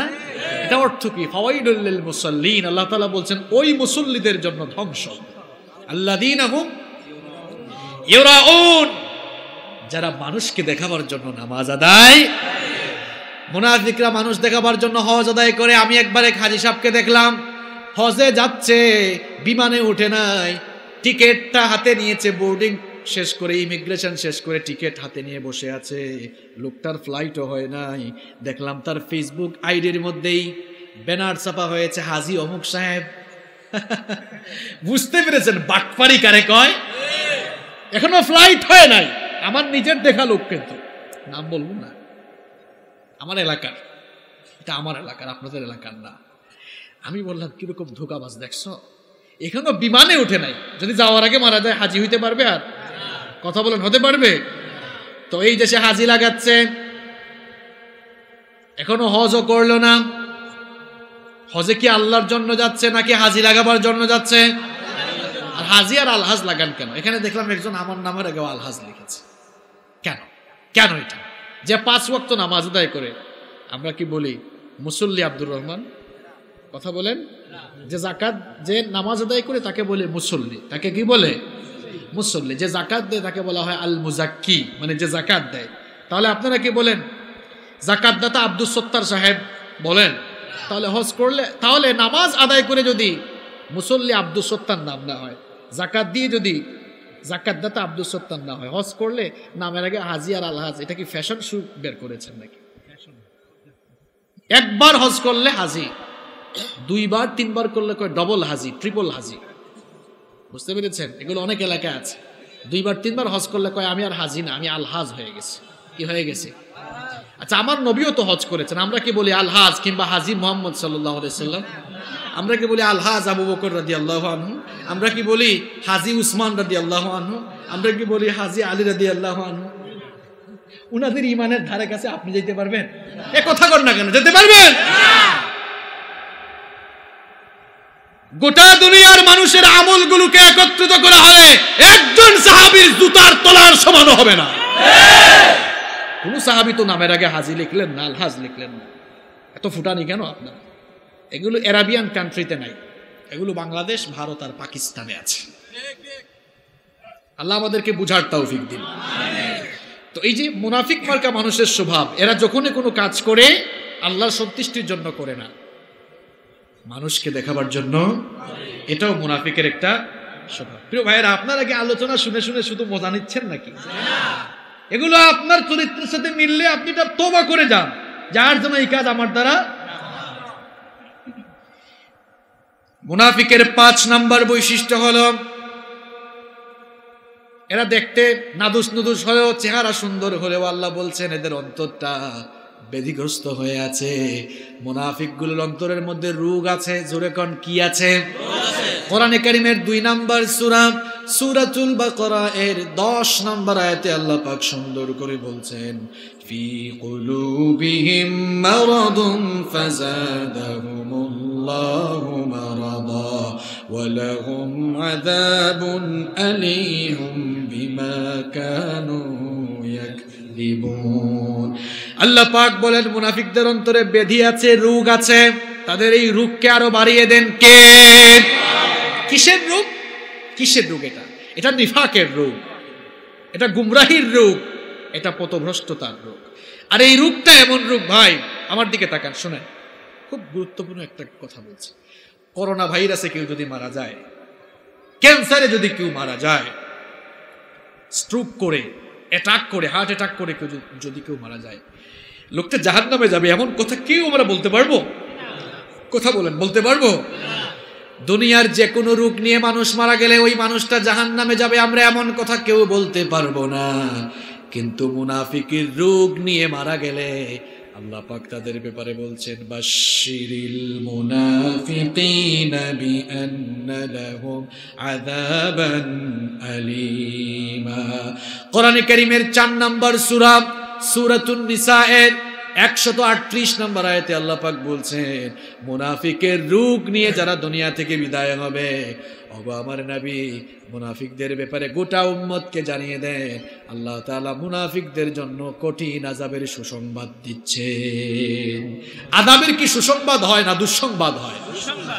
কথা বলেন তো। আল্লাহ তো বাশশির শব্দ ব্যবহার করেছেন। উলামা যারা আছেন তারা জানেন বাশশির মানে সুসংবাদ। তাহলে সুসংবাদের কথা কেন বললেন?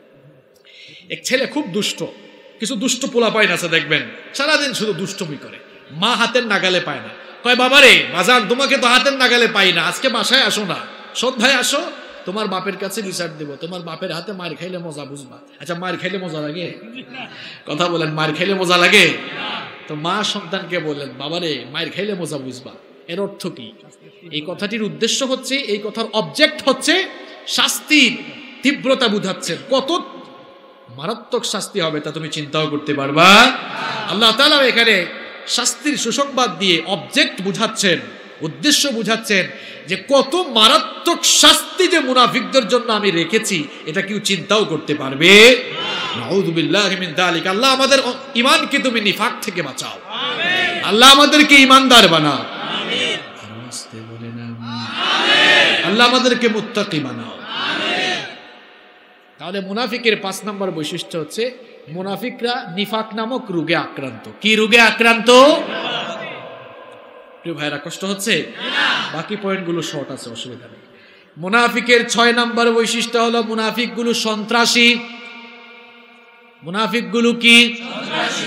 তাহলে গোটা দুনিয়ায় মুসলমানের নাম নিয়ে, মুসলমানের বেশ নিয়ে যারা সন্ত্রাসী করে, সন্ত্রাসী কর্মকাণ্ড যারা পরিচালনা করে, এরা কি মুমিন না মুনাফিক?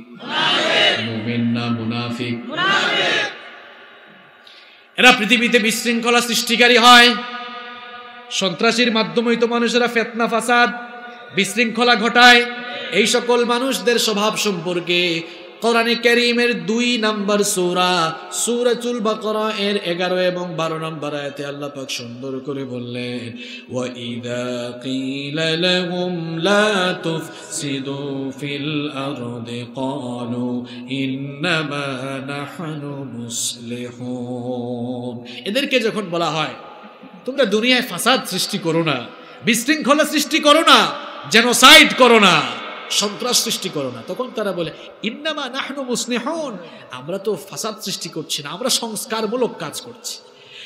দেখবেন আমাদের দেশেও তথাকথিত কিছু বুদ্ধিজীবী আছে যাদের মাথায় শয়তান প্রস্রাব করেছে, এরাও বলে আমরা সংস্কারমূলক কাজ করি। কি কাজ করে? এমন সংস্কার করতে করতে নারীদের দেহ থেকে তারা বুরখা খুলে ফেলতে চায়। এক বুদ্ধিজীবী, আমি তো তাকে বুদ্ধিজীবী বলি না, বুদ্ধি প্রতিবন্ধী বলি, এই লোকটা কিছুদিন আগে বলেছে, কয় বুরখা মহিলাদের স্বাস্থ্যের জন্য ক্ষতিকর। গাধা, এর মাথার মধ্যে শয়তান পেশাব করেছে। যেই কথা বলেছে লোকটার নাম নিলাম না, এই লোকটাই কিন্তু করোনা ভাইরাস আসার পরে নিজে বুরখা পরে হেঁটেছে।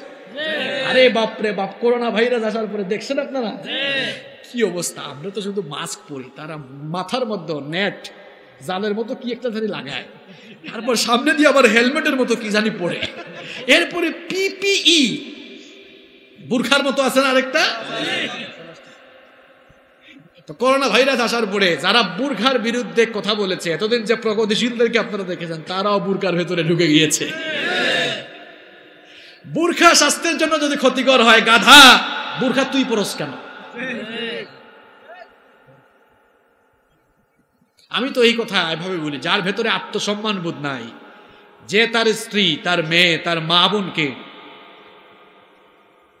পুরুষের পণ্য বানাতে চায়, তারাই কেবল তার মা বোন বউ বাচ্চাকে পর্দা ছাড়া, বুরখা ছাড়া ঘর থেকে বের করে। এদেরকে ইসলাম দিয়া বুঝাইলেও হবে না। কেন জানেন? এদের মাথায় শয়তান পেশাব করে দিয়েছে। এদেরকে বুঝাইতে হবে কেমনে জানেন?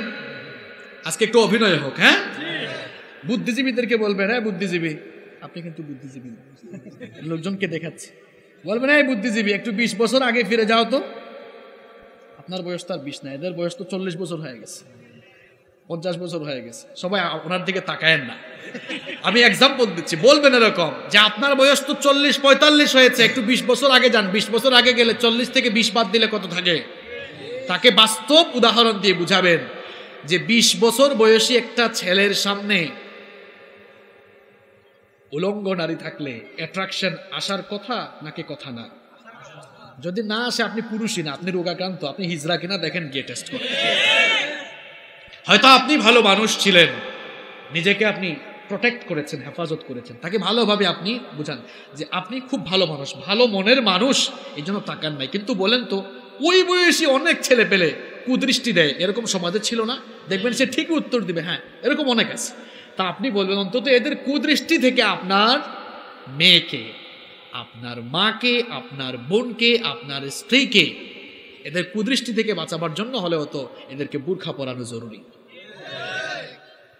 এদেরকে এভাবে বুঝাবেন। আর শোনেন, পৃথিবীর কোনো বিজ্ঞান, কোনো বিজ্ঞানী, কোনো চিকিৎসা বিজ্ঞানী বুরখা স্বাস্থ্যের জন্য ক্ষতিকর আগেও প্রমাণ করতে পারে নাই, এখনো পারবে না, ভবিষ্যতেও পারার সম্ভাবনা নাই। এটা করোনা ভাইরাস আসার পরে প্রমাণ হয়েছে। সব বিজ্ঞানীরা বলতেছে বুরখার ভেতরে ঢোক, পিপি লাগাও। আল্লাহ তাআলা বুঝার তৌফিক দেন, আমিন। তো মুনাফিকদের 6 নম্বর বৈশিষ্ট্য কি বলছিলাম? এরা সন্ত্রাসী। এরা কি সন্ত্রাসী? করলে তাদেরকে যদি বলেন এগুলো বলো না, কয় না আমরা তো সংস্কারপন্থী। কি পন্থী? এই সকল মানুষরা যদি একটু ক্ষমতা পায়, এরা ক্ষমতা পেলে প্রথমেই তারা 7 দফা কাজ করে। জুড়ে কোন কয় দফা? কথাটা এম হাসিবুর রহমানের নাকি আল্লাহর? দেখেন এই সকল মানুষ যাদের মাথায় শয়তান পেশাব করে দিয়েছে, যেই মানুষগুলো জমিনে ফিতনা লাগাতে চায়, ফাসাদ সৃষ্টি করতে চায়, যেই মানুষগুলো জেনোসাইড বাড়াতে চায়, এরা একটু ক্ষমতা পাইলেই এরা 7 দফা কাজ করে। জুড়ে কোন কয় দফা? আমি আয়াত দিয়ে দিয়ে বলছি, বাড়িতে গিয়ে মিলাবেন। কোরআনে কারীমের 27 নম্বর সূরা সূরাতুন নামালের 34 নম্বর আয়াতে আল্লাহ পাক তাদের দুটি কর্মসূচির কথা বললেন। ইন্নাল মুলুকা ইযা দাখালু ক্বরয়াতান আফসাদুহা ওয়া জাআলু আ'ইজ্জাতা আহলিহা আযিল্লা ওয়া কাযালিকা ইয়াফআলুন। আল্লাহ পাক বলেন এই সকল লোকেরা প্রথম যে দুটি কর্মসূচি পালন করে, 1 নম্বর কর্মসূচি হলো ক্বরয়াতান আফসাদুহা। 1 নম্বর হলো আফসাদুহা, গোটা জনপদ, গোটা সমাজ আর রাষ্ট্রে তারা সন্ত্রাস আর ত্রাসের রাজত্ব কায়েম করে, নিজেদের বাহিনীকে তারা সন্ত্রাসী বাহিনী হিসাবে গঠন করে সব জায়গায় ভীত বিহব্বল পরিস্থিতির সৃষ্টি করে দেয়।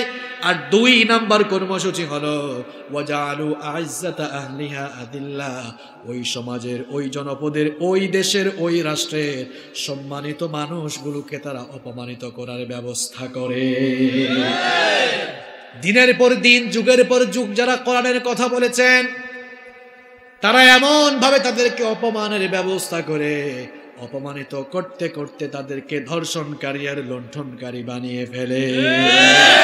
শয়তানও দেখে আসে, আল্লাহ তুমি যে কেন আমারে শয়তান বানাইলা, এগুলো তো আমার চেয়ে বড় বস। যেই মানুষগুলো 4 যুগ 5 যুগ গোটা বিশ্বে কোরআনের দাওয়াত দিয়েছেন, তাদেরকে ধর্ষণকারী বানায়, শয়তানও আসে, আল্লাহ এ তো আমার বস। কারণ এই লোকগুলা ধর্ষণকারী, এটা আমিও বিশ্বাস করি না, এরা কেমনে বলে? শয়তান লজ্জা পায়, শয়তান লজ্জায় দূরে সরে যায়, হায় হায় এ তো আমার চেয়ে বড় শয়তান। এরা একটু পাওয়ার পেলেই কয় দফা কাজ করে? কয়টা বললাম? কয়টা? 1 নম্বর সব জায়গায় সন্ত্রাসী বাহিনী দিয়ে সন্ত্রাসের রাজত্ব কায়েম করে। 2 নম্বর সম্মানিত মানুষগুলোকে অপমানিত করে। এবার আসেন কোরআনে কারীমের 2 নম্বর সূরা সূরাতুল বাকারা এর 205 নম্বর আয়াতে আল্লাহ পাক তাদের আরো 2টি কর্মসূচি তুলে দিলেন। ওয়া ইযা তাওয়াল্লা সাআ ফিল আরদি লিয়ুফসিদা ফিহা ওয়া ইউহলিকুল হারসা ওয়ান নাসলা ওয়াল্লাহু লা ইউহিব্বুল ফাসাদ। আল্লাহ পাক বলেন এদের 3 নম্বর কর্মসূচি হলো, এদের 3 নম্বর কর্মসূচি হলো তাদের নিজেদের গদি ধরে রাখার জন্য ওয়ায়ুহলিকাল হারসা ওয়ান নাস। 1 নম্বর হলো হারস, সমাজ রাষ্ট্রের কিংবা জনপদের সকল গুরুত্বপূর্ণ সম্পদগুলোকে তারা লুটপাট করে ফেলে। দেখা যায় ব্যাংকের টাকা গায়েব হয়ে যাবে, হাজার হাজার কোটি টাকার কয়লা গায়েব হয়ে যাবে, খবর থাকবে না। বালিশ রপ্তানি হয়ে যাবে, কোনো খবর থাকবে না। এইভাবে করে সব জায়গায় লুটপাট চলবে। ওয়ায়ুহলিকাল হারস, সেই জনপদের গুরুত্বপূর্ণ সম্পদগুলো, এখানে হারস মানে শস্য ক্ষেত, শস্য ক্ষেত দ্বারা এখানে বোঝানো হয়েছে সেই জনপদের গুরুত্বপূর্ণ সম্পদগুলোকে এরা লুট করে ফেলবে। 4 নম্বর হলো ওয়ান নাস, যারাই তাদের বিরুদ্ধে দাঁড়িয়ে যাবে এদেরকেই তারা হত্যা করে ফেলবে, খুন করে ফেলবে, দুনিয়া থেকে বিদায় করে দিবে। এরপরে কোরআনে কারীমের 9 নম্বর সূরা সূরাতুত তাওবা এর 67 নম্বর আয়াতে তাদের বাকি 3টি কর্মসূচির কথা আল্লাহ এভাবে বললেন, আল মুনাফিকুনা ওয়াল মুনাফিকাতু বা'দুহুম মিন বা'দ ইয়া'মুরুনা বিল মুনকারি ওয়া ইয়ানহাউনা আনিল মা'রুফি ওয়া ইয়াকবিদুনা أيديهم نسوا الله فنسيهم إن المنافقين هم الفاسقون। আল্লাহ পাক বলেন মুনাফিক পুরুষ আর মুনাফিক নারী একজন আরেকজনের বন্ধু হয়, একজন আরেকজনের সহযোগী হয়।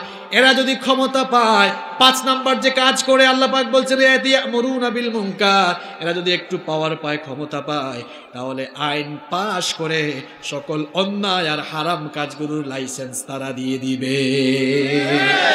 এরপরে 6 নাম্বার ওয়ায়ানহাউনা আনিল মারুফ, আইন পাশ করে করে সকল ভালো কাজগুলো বন্ধ করে দিবে। ক্ষমতা দেখায়া দেখায়া সকল ভালো রাস্তাগুলো, ভালো কাজগুলো, ভালো আয়োজনগুলো বন্ধ করে। 7 নাম্বার হচ্ছে ওয়ায়াকবিদুনা আইদিয়াহুম। আচ্ছা, কথাগুলো কে আমার? কথাগুলো কে বলছে? আল্লাহ। ওয়ায়াকবিদুনা আইদিয়াহুম, 7 নাম্বার আয়াতে আল্লাহ বলছেন এরা সকল জনকল্যাণমূলক খাত গুটিয়ে ফেলবে। এবার আল্লাহ পাক বলছেন মুনাফিক মার্কা মানুষগুলো ক্ষমতা পেলে তো এই 7 দফা কর্মসূচি পালন করে, এবং মুনাফিক মার্কা মানুষগুলো ক্ষমতা পেলে এরা জালেমের ভূমিকায় অবতীর্ণ হয়ে যায়। আর জালেমগুলো ক্ষমতা পেলে কয় দফা কাজ করে? সবাই তো বললেন না, ভয় পাইয়েন না, কথাগুলো আমারও না, আপনাদেরও না, কথাগুলো কার? জালেমরা ক্ষমতা পেলে কয় দফা কাজ করে? এবার আসেন জালেমের বিপরীতে আলেমরা যদি ক্ষমতা পায় তারা কি করে? আল্লাহ পাক এবার বলছেন আল্লাযীনা ইম্মাক্কান্নাহুম ফিল আরদি আকামুস সালাতা ওয়া আতাউজ যাকাতা ওয়া আমারু বিল মা'রুফি ওয়া নাহাউ আনিল মুনকার ওয়ালিল্লাহি আকিবাতুল উমুর। কোরআনে কারীমের 22 নম্বর সূরা সূরাতুল হাজ্জের 41 নম্বর আয়াতে আল্লাহ তাআলা বলছেন জালেমের বিপরীতে আলেমরা যদি ক্ষমতা পায়, আলেমরা ক্ষমতা পাক, আলেমরা দিয়ে কোরআন দিয়ে সবকিছু চালাক, আপনারা চান কি চান না? আল্লাহ পাক এবার বলছেন জালেমের বিপরীতে আলেমরা যদি তাদের হাতে সবকিছু পায় তাহলে তারা 4 দফা কাজ করে। জোরে কোন কয় দফা? 1 নাম্বার আকামুস সালাহ, সব জায়গায় তারা নামাজ কায়েম করবে। আইন পাস হয়ে যাবে, আজান হয়ে গেলে দোকান খোলা রাখলেই জরিমানা আসবে। আইন পাস হবে, আদান হয়ে গেলে রাস্তায় চললে পুলিশের বাড়ি আছে না নাই? সৌদি আরবে এই চিত্রগুলো আছে না নাই? 1 নাম্বার কাজ করবে, সব জায়গায় নামাজ কায়েম করবে। 2 নাম্বার হচ্ছে ওয়া আতাউজ যাকাত, সুদ ভিত্তিক অর্থ ব্যবস্থার পরিবর্তে তারা সেই দেশে যাকাত ভিত্তিক অর্থনীতি কায়েম করবে। 3 নাম্বার হলো ওয়ায়ামুরুনা বিল মারুফ ওয়া আমারু বিল মা'রুফ, আইন পাশ করে করে সব ভালো কাজগুলো তারা করবে। আর 4 নাম্বার হলো ওয়ানাহু আনিল মুনকার, আইন পাশ করে করে ক্ষমতা বলে সকল অন্যায়গুলো বন্ধ করে দিবে। আমার ভাইয়েরা, কোরআনে কারীমের এই আয়াতগুলোর সামনে রেখে এবার আপনারা বলেন তো কোরআনের আয়নায় আপনি একটু গোটা বিশ্বটা দেখেন, বলেন তো গোটা বিশ্ব এখন জালেমের দখলে না আলেমের দখলে? কোরআনের আয়নায় একটু বিশ্বকে এবার দেখেন, কোরআনের আয়নায় গোটা বিশ্বকে দেখে বলেন তো গোটা বিশ্ব জালেমের দখলে না আলেমের দখলে? একটা সময় গোটা বিশ্ব আলেম। আলেম মানে কি? যারা কোরআন হাদিসের জ্ঞান রাখে। একটা সময় কিন্তু আলেমদের দখলে ছিল, খোলাফায়ে রাশেদার যুগ। এরপরে বিভিন্ন যুগে আমরা, বিভিন্ন খলিফার যুগেও আমরা কোরআনের শাসন দেখেছি, ঠিক কি না? তাহলে মুনাফিকের 6 নাম্বার বৈশিষ্ট্য আমরা জানলাম। মুনাফিকগুলো সন্ত্রাস বন্ধকারী না সন্ত্রাস সৃষ্টিকারী? আবার বলেন, সন্ত্রাসকারী নাকি সন্ত্রাস নির্মূলকারী? সবাই তো বললেন না। এরা কি টায়ার্ড হয়ে গেছে নাকি? মোনাজাত দিয়ে দিই? আমরাও শেষ পর্যায়ে চলে আসছি। মুনাফিকের 7 নাম্বার বৈশিষ্ট্য হলো মুনাফিকরা মিথ্যাবাদী। জোরে কোন, মুনাফিকরা কি বাদী? কথায় কথায় মিথ্যা বলে। আর মুনাফিকের বৈশিষ্ট্যগুলো হাদিসে আরো সুন্দর করে বলা হয়েছে। বুখারীর বর্ণনা, আয়াতুল মুনাফিকি সালাতুন, বিশ্বনবী বললেন মুনাফিকের বৈশিষ্ট্য 3টি। জোরে কোন কয়টি? মুনাফিকের সাইন, মুনাফিকের নিদর্শন 3টি। নাম্বার 1, ইদা হাদ্দাসা কাযাবা, যখন সে কথা বলে মিথ্যা বলে। ফোন আসছে, ফোন আসার পরে সে আছে নলডিগিতে, একজন বলে ভাই কোথায় আছে? কয় আমি চাঁদপুরে আছি। দেখছেন অবস্থা?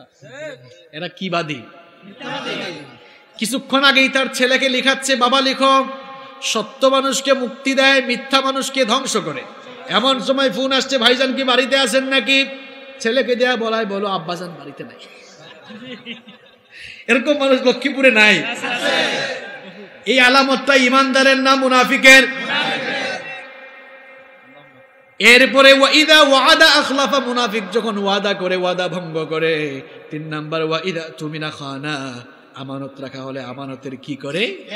খেয়ানত করে। আবার অন্য হাদিসে এসেছে, আরেকটি হাদিসে 4টি বৈশিষ্ট্য বলা হয়েছে। এই হাদিসটি বুখারীতেও এসেছে, মুসলিমেও এসেছে, বলা হয়েছে 4টি বৈশিষ্ট্যের কথা। এই 3টার সাথে আরেকটা বলা হয়েছে ওয়াইদা খাসামা ফাজারা, যখন মানুষের সাথে তর্ক করে গালিগালাজ করে। কি করে? আপনাদের এলাকায় কি গালিগালাজ আছে? আছে না? এটা সব জায়গায় আছে, আছে না? তো গালিগালাজ করা এটা ইমানদারের স্বভাব না মুনাফিকের স্বভাব? তাহলে আমরা আজকে থেকে মিথ্যা কথা আরো বাড়াবো না কমাবো? কমাবেন নাকি একেবারে ছেড়েই দিবেন? ছাড়বেন তো? আল্লাহ তৌফিক দেন, বলেন আমিন। মুনাফিকের 8 নম্বর বৈশিষ্ট্য, মুনাফিকরা ওয়াদা করলে ওয়াদা ভঙ্গ করে। মুনাফিকরা ওয়াদা করলে ওয়াদা কি করে? কোরআনে কারীমের 63 নম্বর সূরা, জোরে কোন কত নম্বর সূরা? 63 নম্বর সূরা, সূরাতুল মুনাফিকুনের 2 নম্বর আয়াতে আল্লাহ পাক সুন্দর করে বলছে, ইত্তাখাযু আইমানাহুম জুন্নাতান ফাসাদ্দু আন সাবিলিল্লাহ ইন্নাহুম সাআ মা কানু ইয়ামালুন। আল্লাহ পাক বলেন এরা ওয়াদাকে ঢাল হিসাবে ব্যবহার করে। কি হিসাবে? ঢাল হিসাবে। মুমিনদেরকে ধোঁকা দিতে চায়, ঢাল হিসাবে ওয়াদা করে। দেখবেন এই ওয়াদাগুলো কিন্তু ওয়াদাকারীর সংখ্যা, সামনে নির্বাচন আসতেছে, কিন্তু ওয়াদা বাড়বে, এই করব সেই করব, এই রাস্তা বানাবো ওই রাস্তা বানাবো, অথচ রাস্তার দুঃখে মানুষের কপালে এত খারাপই, রাস্তাগুলো এখনো পাকা হয় না। যা আপনাদের এলাকার কথা বলে নাই, আমি আমার এলাকার কথা বলছি। আমার এলাকায় আমার গাড়ি নিয়ে এখনো বাড়িতে যেতে পারি না, এরকম বহু এলাকা আছে না? তো ওয়াদা করে যারা ওয়াদাকে ভঙ্গ করে, এরা কি ঈমানদার না বেঈমান? এরা ঈমানদার না মুনাফিক? বিশ্বনবী বললেন লা দীনা লিমান লা আহদা লাহু, যেই লোকটা ওয়াদা করে ওয়াদার রক্ষা করে না, তার মধ্যে আসলে দিনদারিতা নাই, তার মধ্যে ঈমান নাই। একজনের কাছ থেকে টাকা নিয়েছে, কয় আগামী মাসের 1 তারিখ দিয়ে দিন। কত মাসের 1 তারিখ যে আসলো তার কোনো খবরও নাই। আপনাদের কথা আর কি বলবো, আমি আমার কথাই বলি। আমার কাছ থেকে এক লোক টাকা নিয়েছে, কয় 2 মাস পরে দিয়ে দিব। কত 2 মাস গেছে তার আজও কিন্তু খবর নাই। মাঝে মধ্যে রাস্তাঘাটে দেখা হলে আমাকে দেখলে উল্টা দিকে দৌড় দেয়। আপনাদের লক্ষ্মীপুরে এমন মানুষ নাই? ঘর থেকে বের হয়ে দেখছে, হায় হায় আব্দুল করিম ভাই তো আসতেছে, টাকা তো পায়, উল্টা দিকে দিছে দৌড়, এরকম আছে না নাই? এগুলা ইমানদারি না মুনাফিকি? কারণ মুনাফিক ওয়াদা দিয়ে ওয়াদা রাখে। প্রিয় ভাইরা দেখেন, আল্লাহ রাসূল সাল্লাল্লাহু আলাইহি ওয়াসাল্লামের সাহাবীদের যুগে যেমন ওয়াদা পালনের নমুনা ছিল, সাহাবীদের যুগে ওয়াদা পালনের নমুনার একটা ঘটনা শোনাই, ছোট্ট একটি ঘটনা, শুনতে চান তো? ওমর ইবনুল খাত্তাব রাদিয়াল্লাহু আনহুর শাসনামলে 2 জন লোক এক যুবককে ওমর ইবনুল খাত্তাব রাদিয়াল্লাহু আনহুর আদালতের কাঠগড়ায় দাঁড় করালো। ওমরের আদালতটা নরম না গরম? আল্লাহ সব জানেন আপনারা, এরা এত কিছু জানে কেন? ওমরের আদালত নরম না গরম? ন্যায়ের পক্ষে একনিষ্ঠ, বেইনসাফির কোনো সুযোগ নাই। ওমর ইবনুল খাত্তাব বললেন, কি ব্যাপার, এই ছেলেটাকে ধরে আনছো কেন? এই যুবকের অপরাধ কি, মামলা কি, অভিযোগ কি, আগে বলো। অভিযোগ শুনে অভিযুক্ত হলে মামলা নিব, তারপরে বিচার করে রায় দিব।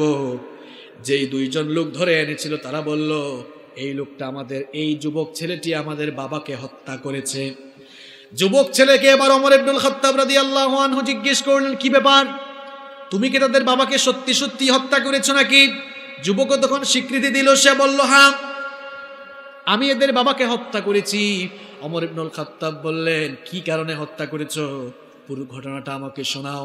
এবার ওই যুবক তখন বলল, আমি খুব ক্লান্ত ছিলাম, খুব ক্লান্ত শ্রান্ত ছিলাম, একটা গাছের ছায়ায় বসে বিশ্রাম নিচ্ছিলাম, হঠাৎ করে ঘুম চলে আসলো। আমার উট আমার পাশেই ছিল, ঘুম থেকে উঠে দেখি আমার উট আমার কাছে নাই। খুঁজতে খুঁজতে বহুদূর গিয়ে দেখি আমার উটটা মরে পড়ে আছে। মরা উটের পাশেই দেখলাম এক লোক, লোকটাকে জিজ্ঞেস করলাম, আমার এই উটটা কিভাবে মারা গেল? তখন ওই লোকটা বলল, এই উটটা আমার বাগানের ভেতরে ঢুকতে চেয়েছিল, আমি এই উটটাকে বাধা দিতে গিয়ে উটটাকে আমি মেরেই ফেলেছি। এবার লোকটা এবার ওই যুবক ছেলেটা ওই লোকটার সাথে তর্কাতর্কি করার এক পর্যায়ে লোকটাকে মনেরও জানতে মেরে ফেললো। বলল, গো আমিরুল মুমিনিন, আমি তো সুস্থ মাথায় লোকটাকে মারি না, আমি ভাবি নাই লোকটা মরে যাবে। তর্কাতর্কির এক পর্যায়ে আমি তাকে পাথর দিয়ে আঘাত করেছিলাম, ওই পাথরের আঘাতেই লোকটা মরে গিয়েছে, কিন্তু ইচ্ছা করে আমি তাকে মারি। ওমর ইবনুল খাত্তাব তখন বললেন, তুমি তো ইচ্ছা করে মারো নাই, ঠিক আছে, এখন তো মেরে ফেলছো, আমার দেশ তো চলে ইসলামী আইনে। কি আইনে? কি আইনে? এখানে ইসলামের বিচার হবে। ইসলামের বিচার হচ্ছে হত্যার বদলে কিসাস। এটাকে বলা হয় কি? ওয়ালাকুম ফিল হায়াতি কিসাসু ইয়া উলিল আলবাব। তিনি বললেন এখানে কিসাসের বিধান হবে, হত্যার বদলে হত্যা হবে। যেই লোকটা মারা গেল তার ছেলেদেরকে জিজ্ঞেস করলেন, তোমরা কি চাও? তারা বলল, আমরা ওই লোকটার মৃত্যুদণ্ড চাই, ইসলামী আইনে বিচার চাই। ওমর ইবনুল খাত্তাব রাদিয়াল্লাহু আনহু রায় দিলেন, তাহলে তোমাকে মৃত্যুদণ্ড দেওয়া হবে। জিজ্ঞেস করলেন, মৃত্যুদণ্ড আগামী জুমাবারে দেওয়া হবে জুমার নামাজের পরে, তোমার কি কোনো শেষ ইচ্ছা আছে নাকি? লোকটা বলল, গো আমিরুল মুমিনিন, অবশ্যই আমার শেষ একটা ইচ্ছা আছে। ওমর ইবনুল খাত্তাব রাদিয়াল্লাহু আনহু বললেন, তোমার শেষ ইচ্ছা কি বলো? লোকটা বলল, আমার কাছে বহু মানুষের আমানত আছে, আমার কাছে বহু মানুষের আমানত আছে, তাদেরকে আমি ওয়াদা করেছিলাম আমি তাদের সম্পদগুলো ফিরিয়ে দেব, কিন্তু তাদেরকে তো এখনো ফিরিয়ে দিলাম না। একটু আপনি সময় দেন, আমি যেন বাড়িতে গিয়ে তাদের হিসাব নিকাশগুলো তাদেরকে বুঝায় দিয়ে আসতে পারি। আমিরুল মুমিনিন ওমর ইবনুল খাত্তাব রাদিয়াল্লাহু আনহু বললেন, এভাবে তো তোমাকে ছাড়বো না, তোমার পক্ষে কেউ যদি এখানে জিম্মাদার হয় তাহলেই কেবল ছাড়তে পারি। যুবক তখন বলল, এই এলাকায় তো কোনো পরিচিত মানুষ আমার নাই যে আমার পক্ষে জিম্মাদারি গ্রহণ করবে। কোন সাহাবীরা এই কথা বলে না, সবাই চুপচাপ। হঠাৎ করে আবু যার গিফারী রাদিয়াল্লাহু আনহু দাঁড়িয়ে বললেন, ওগো আমিরুল মুমিনিন, এই যুবকের পক্ষে কেউ জিম্মাদারি গ্রহণ না করলেও আমি জিম্মাদারি গ্রহণ করতে রাজি আছি। ওমর ইবনুল খাত্তাব রাদিয়াল্লাহু আনহু বললেন, আবু যার গিফারী, চিন্তা করে সিদ্ধান্ত নাও, কারণ ওই যুবক যদি ফিরে না আসে তাহলে কিন্তু যুবকের মৃত্যুদণ্ড তোমার উপরে কার্যকর করা হবে, বুঝে শুনে সিদ্ধান্ত নাও। তিনি বললেন, বুঝে শুনেই সিদ্ধান্ত নিয়েছি, লোকটাকে এবার ছেড়ে দেন, সে জুমার আগে আসবে, জিম্মাদারি আমি গ্রহণ করলাম। জুমার দিন চলে আসলো, জুমার আদান হয়ে গেল, কিন্তু যুবক তো এখনো ফিরে আসে না। গোটা মদিনায় গুঞ্জন শুরু হয়ে গেল, আহারে নিরপরাধ আবু যার গিফারী আজ একটা যুবকের জিম্মাদারি গ্রহণ করার কারণে আজকে তাকেই মৃত্যুদণ্ডের সম্মুখীন হতে হবে। জুমার নামাজ শেষ হয়ে গেল, যুবক এখনো ফিরে না। ওমর ইবনুল খাত্তাব, তিনি তো খুব গরম মানুষ, বললেন, মৃত্যুদণ্ডের মঞ্চ তৈরি করো, ফাঁসির মঞ্চ তৈরি করো, মৃত্যুদণ্ড কার্যকর করা হবে। মৃত্যুদণ্ড কার্যকর করার জন্য যখন জল্লাদ প্রস্তুতি নিচ্ছে, সবাই আহাজারি করছে, আহারে নিরপরাধ মানুষটাকে মেরে ফেলা হচ্ছে, লোকটা যদি জিম্মাদারি গ্রহণ না করত তাহলে আজকে বেঁচে যেত। হঠাৎ করে দেখা গেল মরুভূমির বালিগুলি উড়িয়ে কে যেন ঘোড়া ছুটিয়ে আসছে। বলা হলো, একটু অপেক্ষা করো দেখি কে আসে। দেখা গেল ওই যুবক ছেলেটাই ফিরে এসেছে। ওমর ইবনুল খাত্তাব রাদিয়াল্লাহু আনহু অবাক হয়ে গেলেন। অবাক হয়ে বললেন, ওগো যুবক, তুমি ফিরে এসেছো কেন? ফিরে না আসলে তো তুমি জানে বেঁচে যেতা। যুবক তখন বলল, গো আমিরুল মুমিনিন, আমি তো ওয়াদা দিয়ে গিয়েছি, আমি যদি ওয়াদা ভঙ্গ করে না আসতাম ঠিকই আমি বেঁচে যেতাম, কিন্তু গোটা দুনিয়ায় ছড়িয়ে যেত একজন মুসলমান ওয়াদা করে ওয়াদা পালন করতে জানে না, এজন্য ফিরে এসেছি, এটা মুসলমানের কাজ নয়। আবু যার গিফারী রাদিয়াল্লাহু আনহুকে বললেন, কেউ জিম্মাদারি গ্রহণ করলো না, তুমি কেন এই যুবকের পক্ষে জিম্মাদার হলে? আবু যার গিফারী রাদিয়াল্লাহু আনহু তখন বললেন, ওগো আমিরুল মুমিনিন, আমাদের একজন মুমিন ভাই বিপদে পড়েছে, তাকে যদি আমরা কেউ সাহায্য না করি গোটা দুনিয়ায় খবর হয়ে যাবে একজন মুসলমান বিপদে পড়েছে, কিন্তু তার বিপদে অন্য কোনো মুসলমান এগিয়ে আসে নাই। এই কথা যদি মানুষ বলতে না পারে, এজন্যই তার বিপদে আমি এগিয়ে এসেছি। আমরা কেমন? আমাদের চরিত্র এখন এমন, যে বিপদে পড়ছে কয় তার ঠেলা সেই সামলা কাছে না নাই? এগুলো ইমানদারি না মুনাফিকি? আল মুমিনুনা কাল জাসাদিল ওয়াহিদ, মুমিনরা হচ্ছে একই দেহেরই নাই। আপনার শরীরে পায়ের মধ্যে আঘাত লাগলে পুরো শরীরে এর ব্যথা অনুভব হয় না? একজন মুমিন বিপদে পড়লে যদি তার বিপদের সময়ের সেই অনুভূতি আপনার দিলে কাজ না করে, আপনি তো মুমিন না, আপনি কি? কি? আরো জোরে কি? ওমর ইবনে খাত্তাব বলেন, আচ্ছা তাই, তুমি সহযোগিতার মানসিকতা নিয়ে জিম্মাদারি গ্রহণ করেছে। এবার যেই লোক মারা গিয়েছিল তার দুই ছেলে যাকে এই যুবককে ধরে এনেছিল যারা, এরা বলল, আমিরুল মুমিনিন, যুবকটাকে ফাঁসি দেওয়ার দরকার নাই, মেরে ফেলার দরকার নাই, তাকে আমরা মাফ করে দিয়েছি। ওমর ইবনুল খাত্তাব অবাক হয়ে গেলেন, কি ব্যাপার, এখন এরা মাফ করে দেয় কেন? বললেন, কেন মাফ করে দিচ্ছ? তখন তারা বলল, এই চিত্র দেখে আমাদের মনেও দয়া কাজ করেছে, আমরা যদি এই যুবকটাকে মাফ করে না দেই তাহলে গোটা দুনিয়ায় খবর হয়ে যাবে একজন মুসলমান মনের অজান্তে ভুল করেছিল, আমাদের কাছে মাফ চাওয়ার পরেও আমরা তাকে মাফ করে দেই না। এটা যেন কেউ বলতে না পারে আমাদের ভাইকে আল্লাহর ওয়াস্তে আমরা মাফ করে দিলাম। সুবহানাল্লাহ। এই হচ্ছে ওয়াদা, এই হচ্ছে আমানতদারিতার জন্য। আর আমাদের মধ্যে মুনাফিকি ভাষা এমন ভাবে বেঁধেছে, ওয়াদা করে ওয়াদা শুধু কি করে। মুনাফিকের 9 নম্বর বৈশিষ্ট্য, মুনাফিকরা আমানতের খেয়ানত করে। জোরে কোন, কি করে? আমানতের খেয়ানত মুনাফিকের আলামত। জোরে কোন, আমানতের খেয়ানত মুনাফিকের। আবার আমানতের খেয়ানত এটা কিন্তু কিয়ামতেরও বিশ্বনবীকে প্রশ্ন করা হলো, গো আল্লাহর নবী, মাতাস-সাআহ, কখন কিয়ামত হবে? আল্লাহর নবী বললেন, ইযা দুইআতিল আমানাতি ফান্তাজিরিস-সাআহ, চতুর্দিকে যখন আমানতের খেয়ানত শুরু হয়ে যাবে মনে করবা কিয়ামত আসতে আর বেশি বাকি নাই। সাহাবায়ে কেরাম বললেন, কাইফা ইদাআতুহা ইয়া রাসূলুল্লাহ, পড়েন সাল্লাল্লাহু আলাইহি ওয়াসাল্লাম, গো আল্লাহর নবী, আমানতের খেয়ানত কেমনে হয়? বিশ্বনবী বললেন, ইযা উসনিদাল আমরু ইলা গায়রি আহলিহি ফান্তাজিরিস-সাআহ, অযোগ্য মানুষগুলোকে যখন যোগ্যতার চেয়ারে বসানো হবে তখন কিয়ামতের আলামত শুরু হয়ে যাবে। হেডমাস্টার হওয়ার যোগ্যতা নাই, হেডমাস্টার হয়ে বসে আছে। প্রিন্সিপাল হওয়ার যোগ্যতা নাই, প্রিন্সিপাল হয়ে বসে আছে। সভাপতি হওয়ার যোগ্যতা নাই, সভাপতি হয়ে বসে আছে। বক্তা হওয়ার যোগ্যতা নাই, বক্তা হয়ে বসে আছে। মেম্বার হওয়ার যোগ্যতা নাই, এমপি হয়ে বসে আছে। কিসের মেম্বার? এমপি হয়ে গেছে। কি হয়ে গেছে? অযোগ্য মানুষ যোগ্যতার চেয়ারে গেলে, আল্লাহর নবীর ভাষায়, আমি আবারও বলছি, আমার ভাষায় না, আল্লাহর নবীর ভাষায়, যোগ্য মানুষগুলো, অযোগ্য লোকগুলো যোগ্যতার চেয়ারে বসে গেলে এটা ভালো আলামত না। এটা কিসের আলামত? কিসের আলামত? তাহলে মুনাফিকের 9 নম্বর বৈশিষ্ট্য জানলাম, মুনাফিকরা আমানতের কি করে? খেয়ানত করে। মুনাফিকের 10 নম্বর বৈশিষ্ট্য হলো, মুনাফিকদের কাছে কোরআনের আইন ভালো লাগে না। কোরআনের আইন তাদের কাছে বিষের মতো মনে হয়, বর্বর মনে হয়। তারা বলে, দেখো না ইসলামের আইনটা কত বর্বর, একটা লোক চুরি করেছে এই জন্য জেলে না দিয়ে হাত কেটে ফেলেছে, কি বর্বর দেখেছো? তো তোমরা তোমাদের আইন দিয়ে বিচার করছো বলে একজন চোর জেলে যাওয়ার পরে ডিমোশন হয় না, কি হয়? বদনা চুরি করে ধরা পড়েছে, জেলখানায় গিয়েছে। গরু চুরি বলে, কিরে তুই এখানে কেন? কয় বদনা চুরি করে আসছে। ধর বেটা, এটা কোনো চুরি হইল? তুই আমার দিকে তাকা, আমাকে দেখ, গরু চুরি করে ধরা খাইছিলাম, এরপরে নলডিগির মানুষরা আমাকে ধরে ঠেলে দিয়ে দিয়েছে। আমার মতো চুর হ, চুরের মতো জাতের চুর হ। এখন বদনা চুর যখন জামিন নিয়ে বের হয়, কয়, আরে এর আগের বার তো বদনা চুরি করে প্রেস্টিজ আর থাকে না, এবার চুরি করলে গরু চুরি করো। গরু চুরি করে যখন আবার নলডিগির মানুষের হাতে ধরা খাইছে, পাবলিক পিটাইয়া এরপরে জেলখানায় দিয়েছে। এবার আরেক ডাকাইত পেয়ে বলে, কিরে তুই এখানে কেন? কয় গরু চুরি করে ধরা খাইছে। ধর বেটা, তুই আমার দিকে থাকা, আমি এমন চোর কেউ জানেও না, আমি রডের বদলে বাঁশ দিয়ে দিই। কি দিয়ে দেই?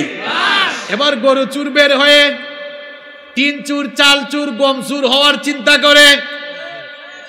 মানুষের খাটের নিচে সাধারণত ঘরের অবশিষ্ট জিনিস আমরা দেখতে পাই, মানুষ অবশিষ্ট জিনিস রাখে, কিন্তু এখনকার চুরগুলো এমন টেটনা চুর হয়েছে, তারা খাটের নিচে তেলের গুদামজাত করে রাখে।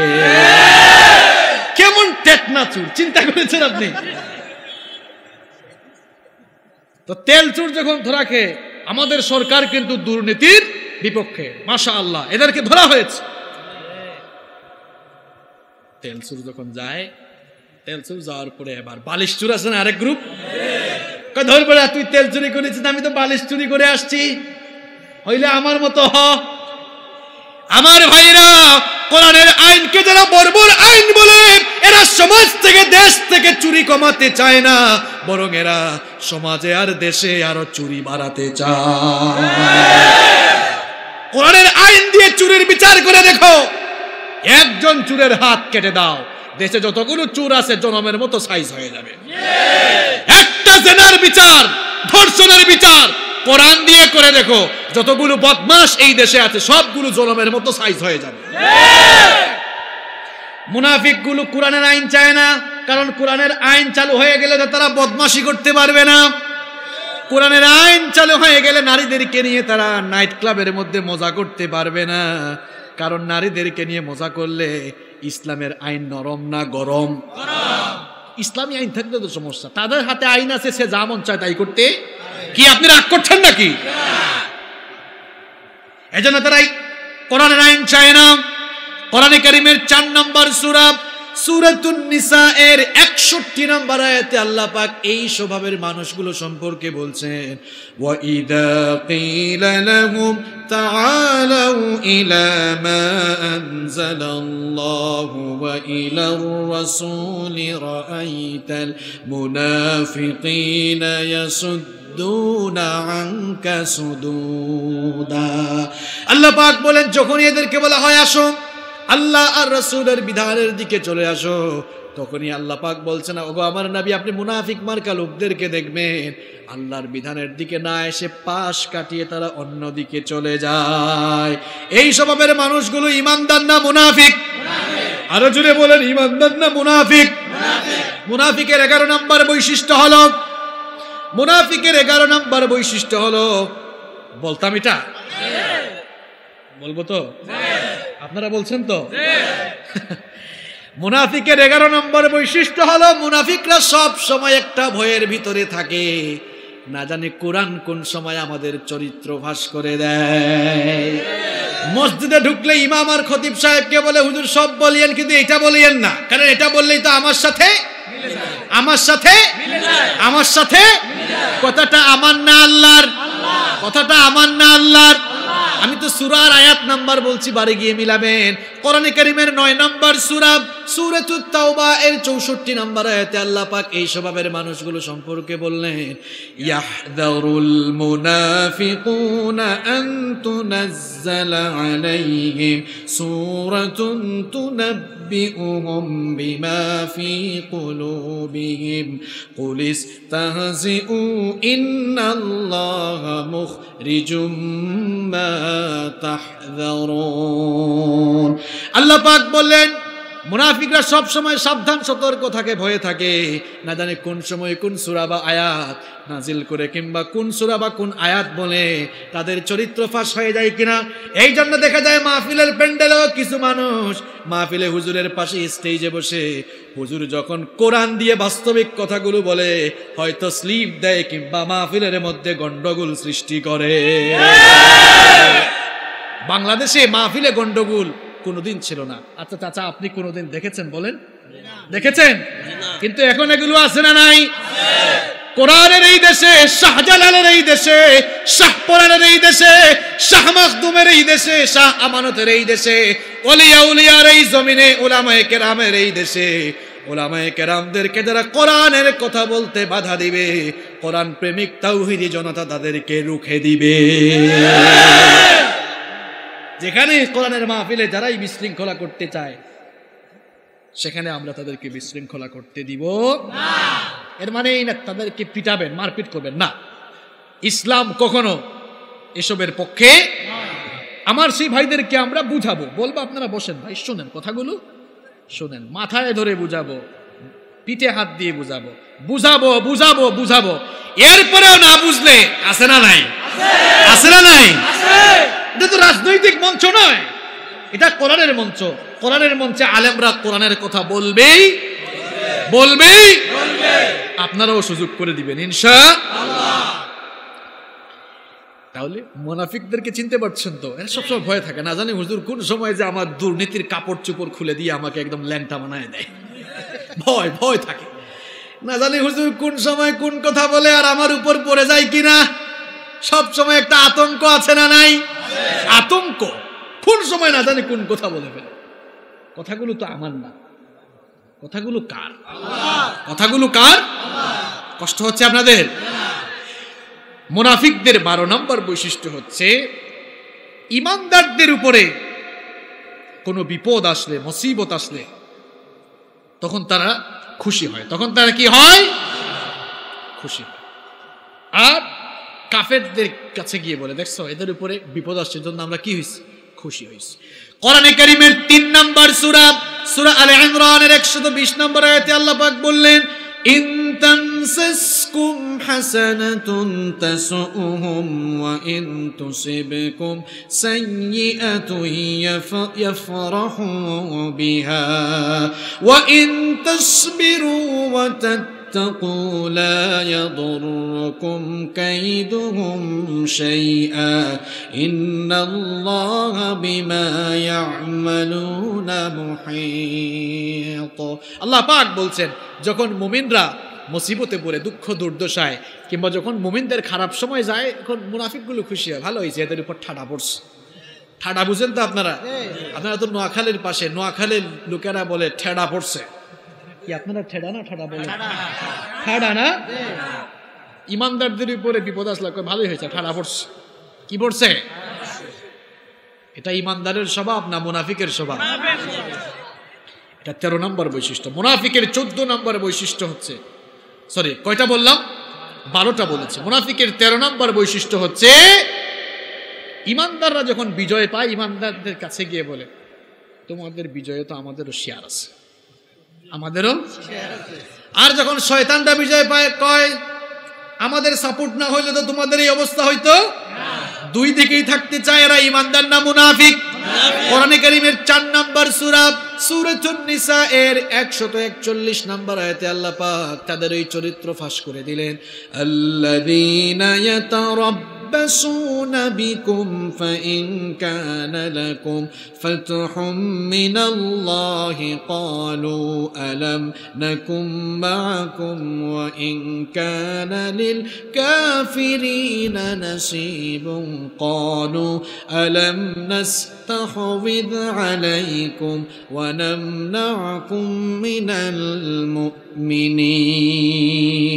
আল্লাহ পাক বলছেন, ইমানদাররা যখন বিজয়ী হয় তারা বলে, আমরা তো বাহ্যিকভাবে না থাকলেও ভিতরে ভিতরে তোমাদের সাপোর্টে। দেখছেন কেমন কায়দাবাজ, কেমন ধোঁকাবাজ। আর যখন কাফেররা বিজয়ী হয় তাদেরকে নিয়ে বলে, তোমাদের এই বিজয়ের পেছনে তো আমাদের অবদান আছে, কারণ যাদের বিরুদ্ধে তোমরা কাজ করেছো এদের ইনফরমেশন তো আমি নিজেই তোমাদেরকে কালেক্ট করে দিতাম। আমি তো মাঝখানে সিন্ডিকেট হয়ে কাজ করেছি। এই রকম সিন্ডিকেট বাজ মানুষ এই বিশ্বে নাই। এরা ইমানদার না মুনাফিক? এরকম মুনাফিক লক্ষ্মীপুরে নাই? কি কোনে গুলা? আমি তো ভাবছিলাম এখানে নাই, এখানেও আছে। কয়টা বললাম? 13টা। কয়টা? 14 নম্বর বৈশিষ্ট্য হচ্ছে মুনাফিক গুলো দ্বীনি আন্দোলন ভয় পায়, দ্বীনি আন্দোলন করতে চায় না, জিহাদকে এরা ভয় পায়। কোরআনে কারীমের 9 নম্বর সূরা, সূরাতুত তাওবা এর 42 নম্বর আয়াতে আল্লাহ পাক এদের চরিত্র ফাঁস করে দিলেন, লাউ কানা আরাদান করিবান ওয়া সাফারান কাসিদান লাত্তাবাউকা ওয়ালাকিন বাউদাত আলাইহিমুশ শুক্কা ওয়া সায়াহলিফুনা বিল্লাহি লাউ استطعنا لخرجنا معكم يهلكون أنفسهم والله يعلم إنهم لكاذبون। কথাটা কার? আল্লাহ তাআলা বলছেন। এটা তাবুকের যুদ্ধের নাম শুনেছেন তো আপনারা? তাবুকের যুদ্ধে যেই মুনাফিকগুলো যায় নাই এদের ব্যাপারে আল্লাহ এই আয়াত নাজিল করেছেন। আল্লাহ বলছেন যে এরা বলে যে সফরটা যদি নিরাপদ হতো আর বেশি দূরে না হতো, আবহাওয়া যদি অনুকূলে থাকতো তাহলে আমরা যেতাম। এই মুনাফিকগুলোর প্রেতাত্মা এখনো আছে, যারা এখনো বলে অবস্থা সুবিধার না তো এই জন্য আসলে আমরা তোমাদের সাথে বেশি সায় দেই না, এটা স্বাভাবিক খুব। তারপরে এরকম আছে না নাই? নবীর অবমাননা হয় একটু বের হয় না, কয় বের হলেই বিপদ আসতে পারে, একটু সবকিছু স্বাভাবিক খুব তারপরে আসবো। আমার ভাইয়েরা ভালো করে শোনেন, ইমানের পথ কোনোদিন ফুল বিছানো ছিল না, ইমানের পথ কোনোদিনও কুসুমাস্তীর্ণ ছিল না। ইমানের পথ হলো রক্তাক্তের পথ, ইমানের পথ হলো অগ্নিঝরা রক্তের পথ। ইমানের পথে যারাই হাঁটবে মার খাওয়া আর শহীদ হওয়ার জন্য প্রস্তুত থাকা লাগবে। কেউ কেউ তো বলে আমরা কায়দা করে দাওয়াত দিই, কই আমাদের সাথে তো নমনীয়, এরকম আছে না নাই? তুমি নিজের তরিকায় দাওয়াত দাও, তোমার পিসাব তোমার বাপ দাদার তরিকায় দাওয়াত দাও, তো এই জন্য বিরানি পাও, হাদিয়া পাও। এসব বাপ দাদার তরিকা আর নিজের বানানো তরিকা বাদ দিয়ে একটু নবীদের তরিকায় দাওয়াত দিয়ে দেখো, ইসলাম বিরোধীরা পিঠের চামড়া তুলে নিবে। কোন তরিকার দাওয়াত দাও? আমি হেকমত দিয়ে দাওয়াত দিই, গাধা কোনালে। নবী তোমার চেয়ে হেকমত কম বুঝতেন? সাহাবীরা কম বুঝতেন? সাহাবীরা এত হিকমত বুঝে মায়ের খাইলেন, আর তুমি এমন হেকমত, খালি ফুলের মালা, খালি হাদিয়া। এসব তরিকা বাদ দিয়ে নবীদের অরিজিনাল তরিকায় দাওয়াত দাও, দেখবে পিঠে কোনো চামড়া থাকবে না।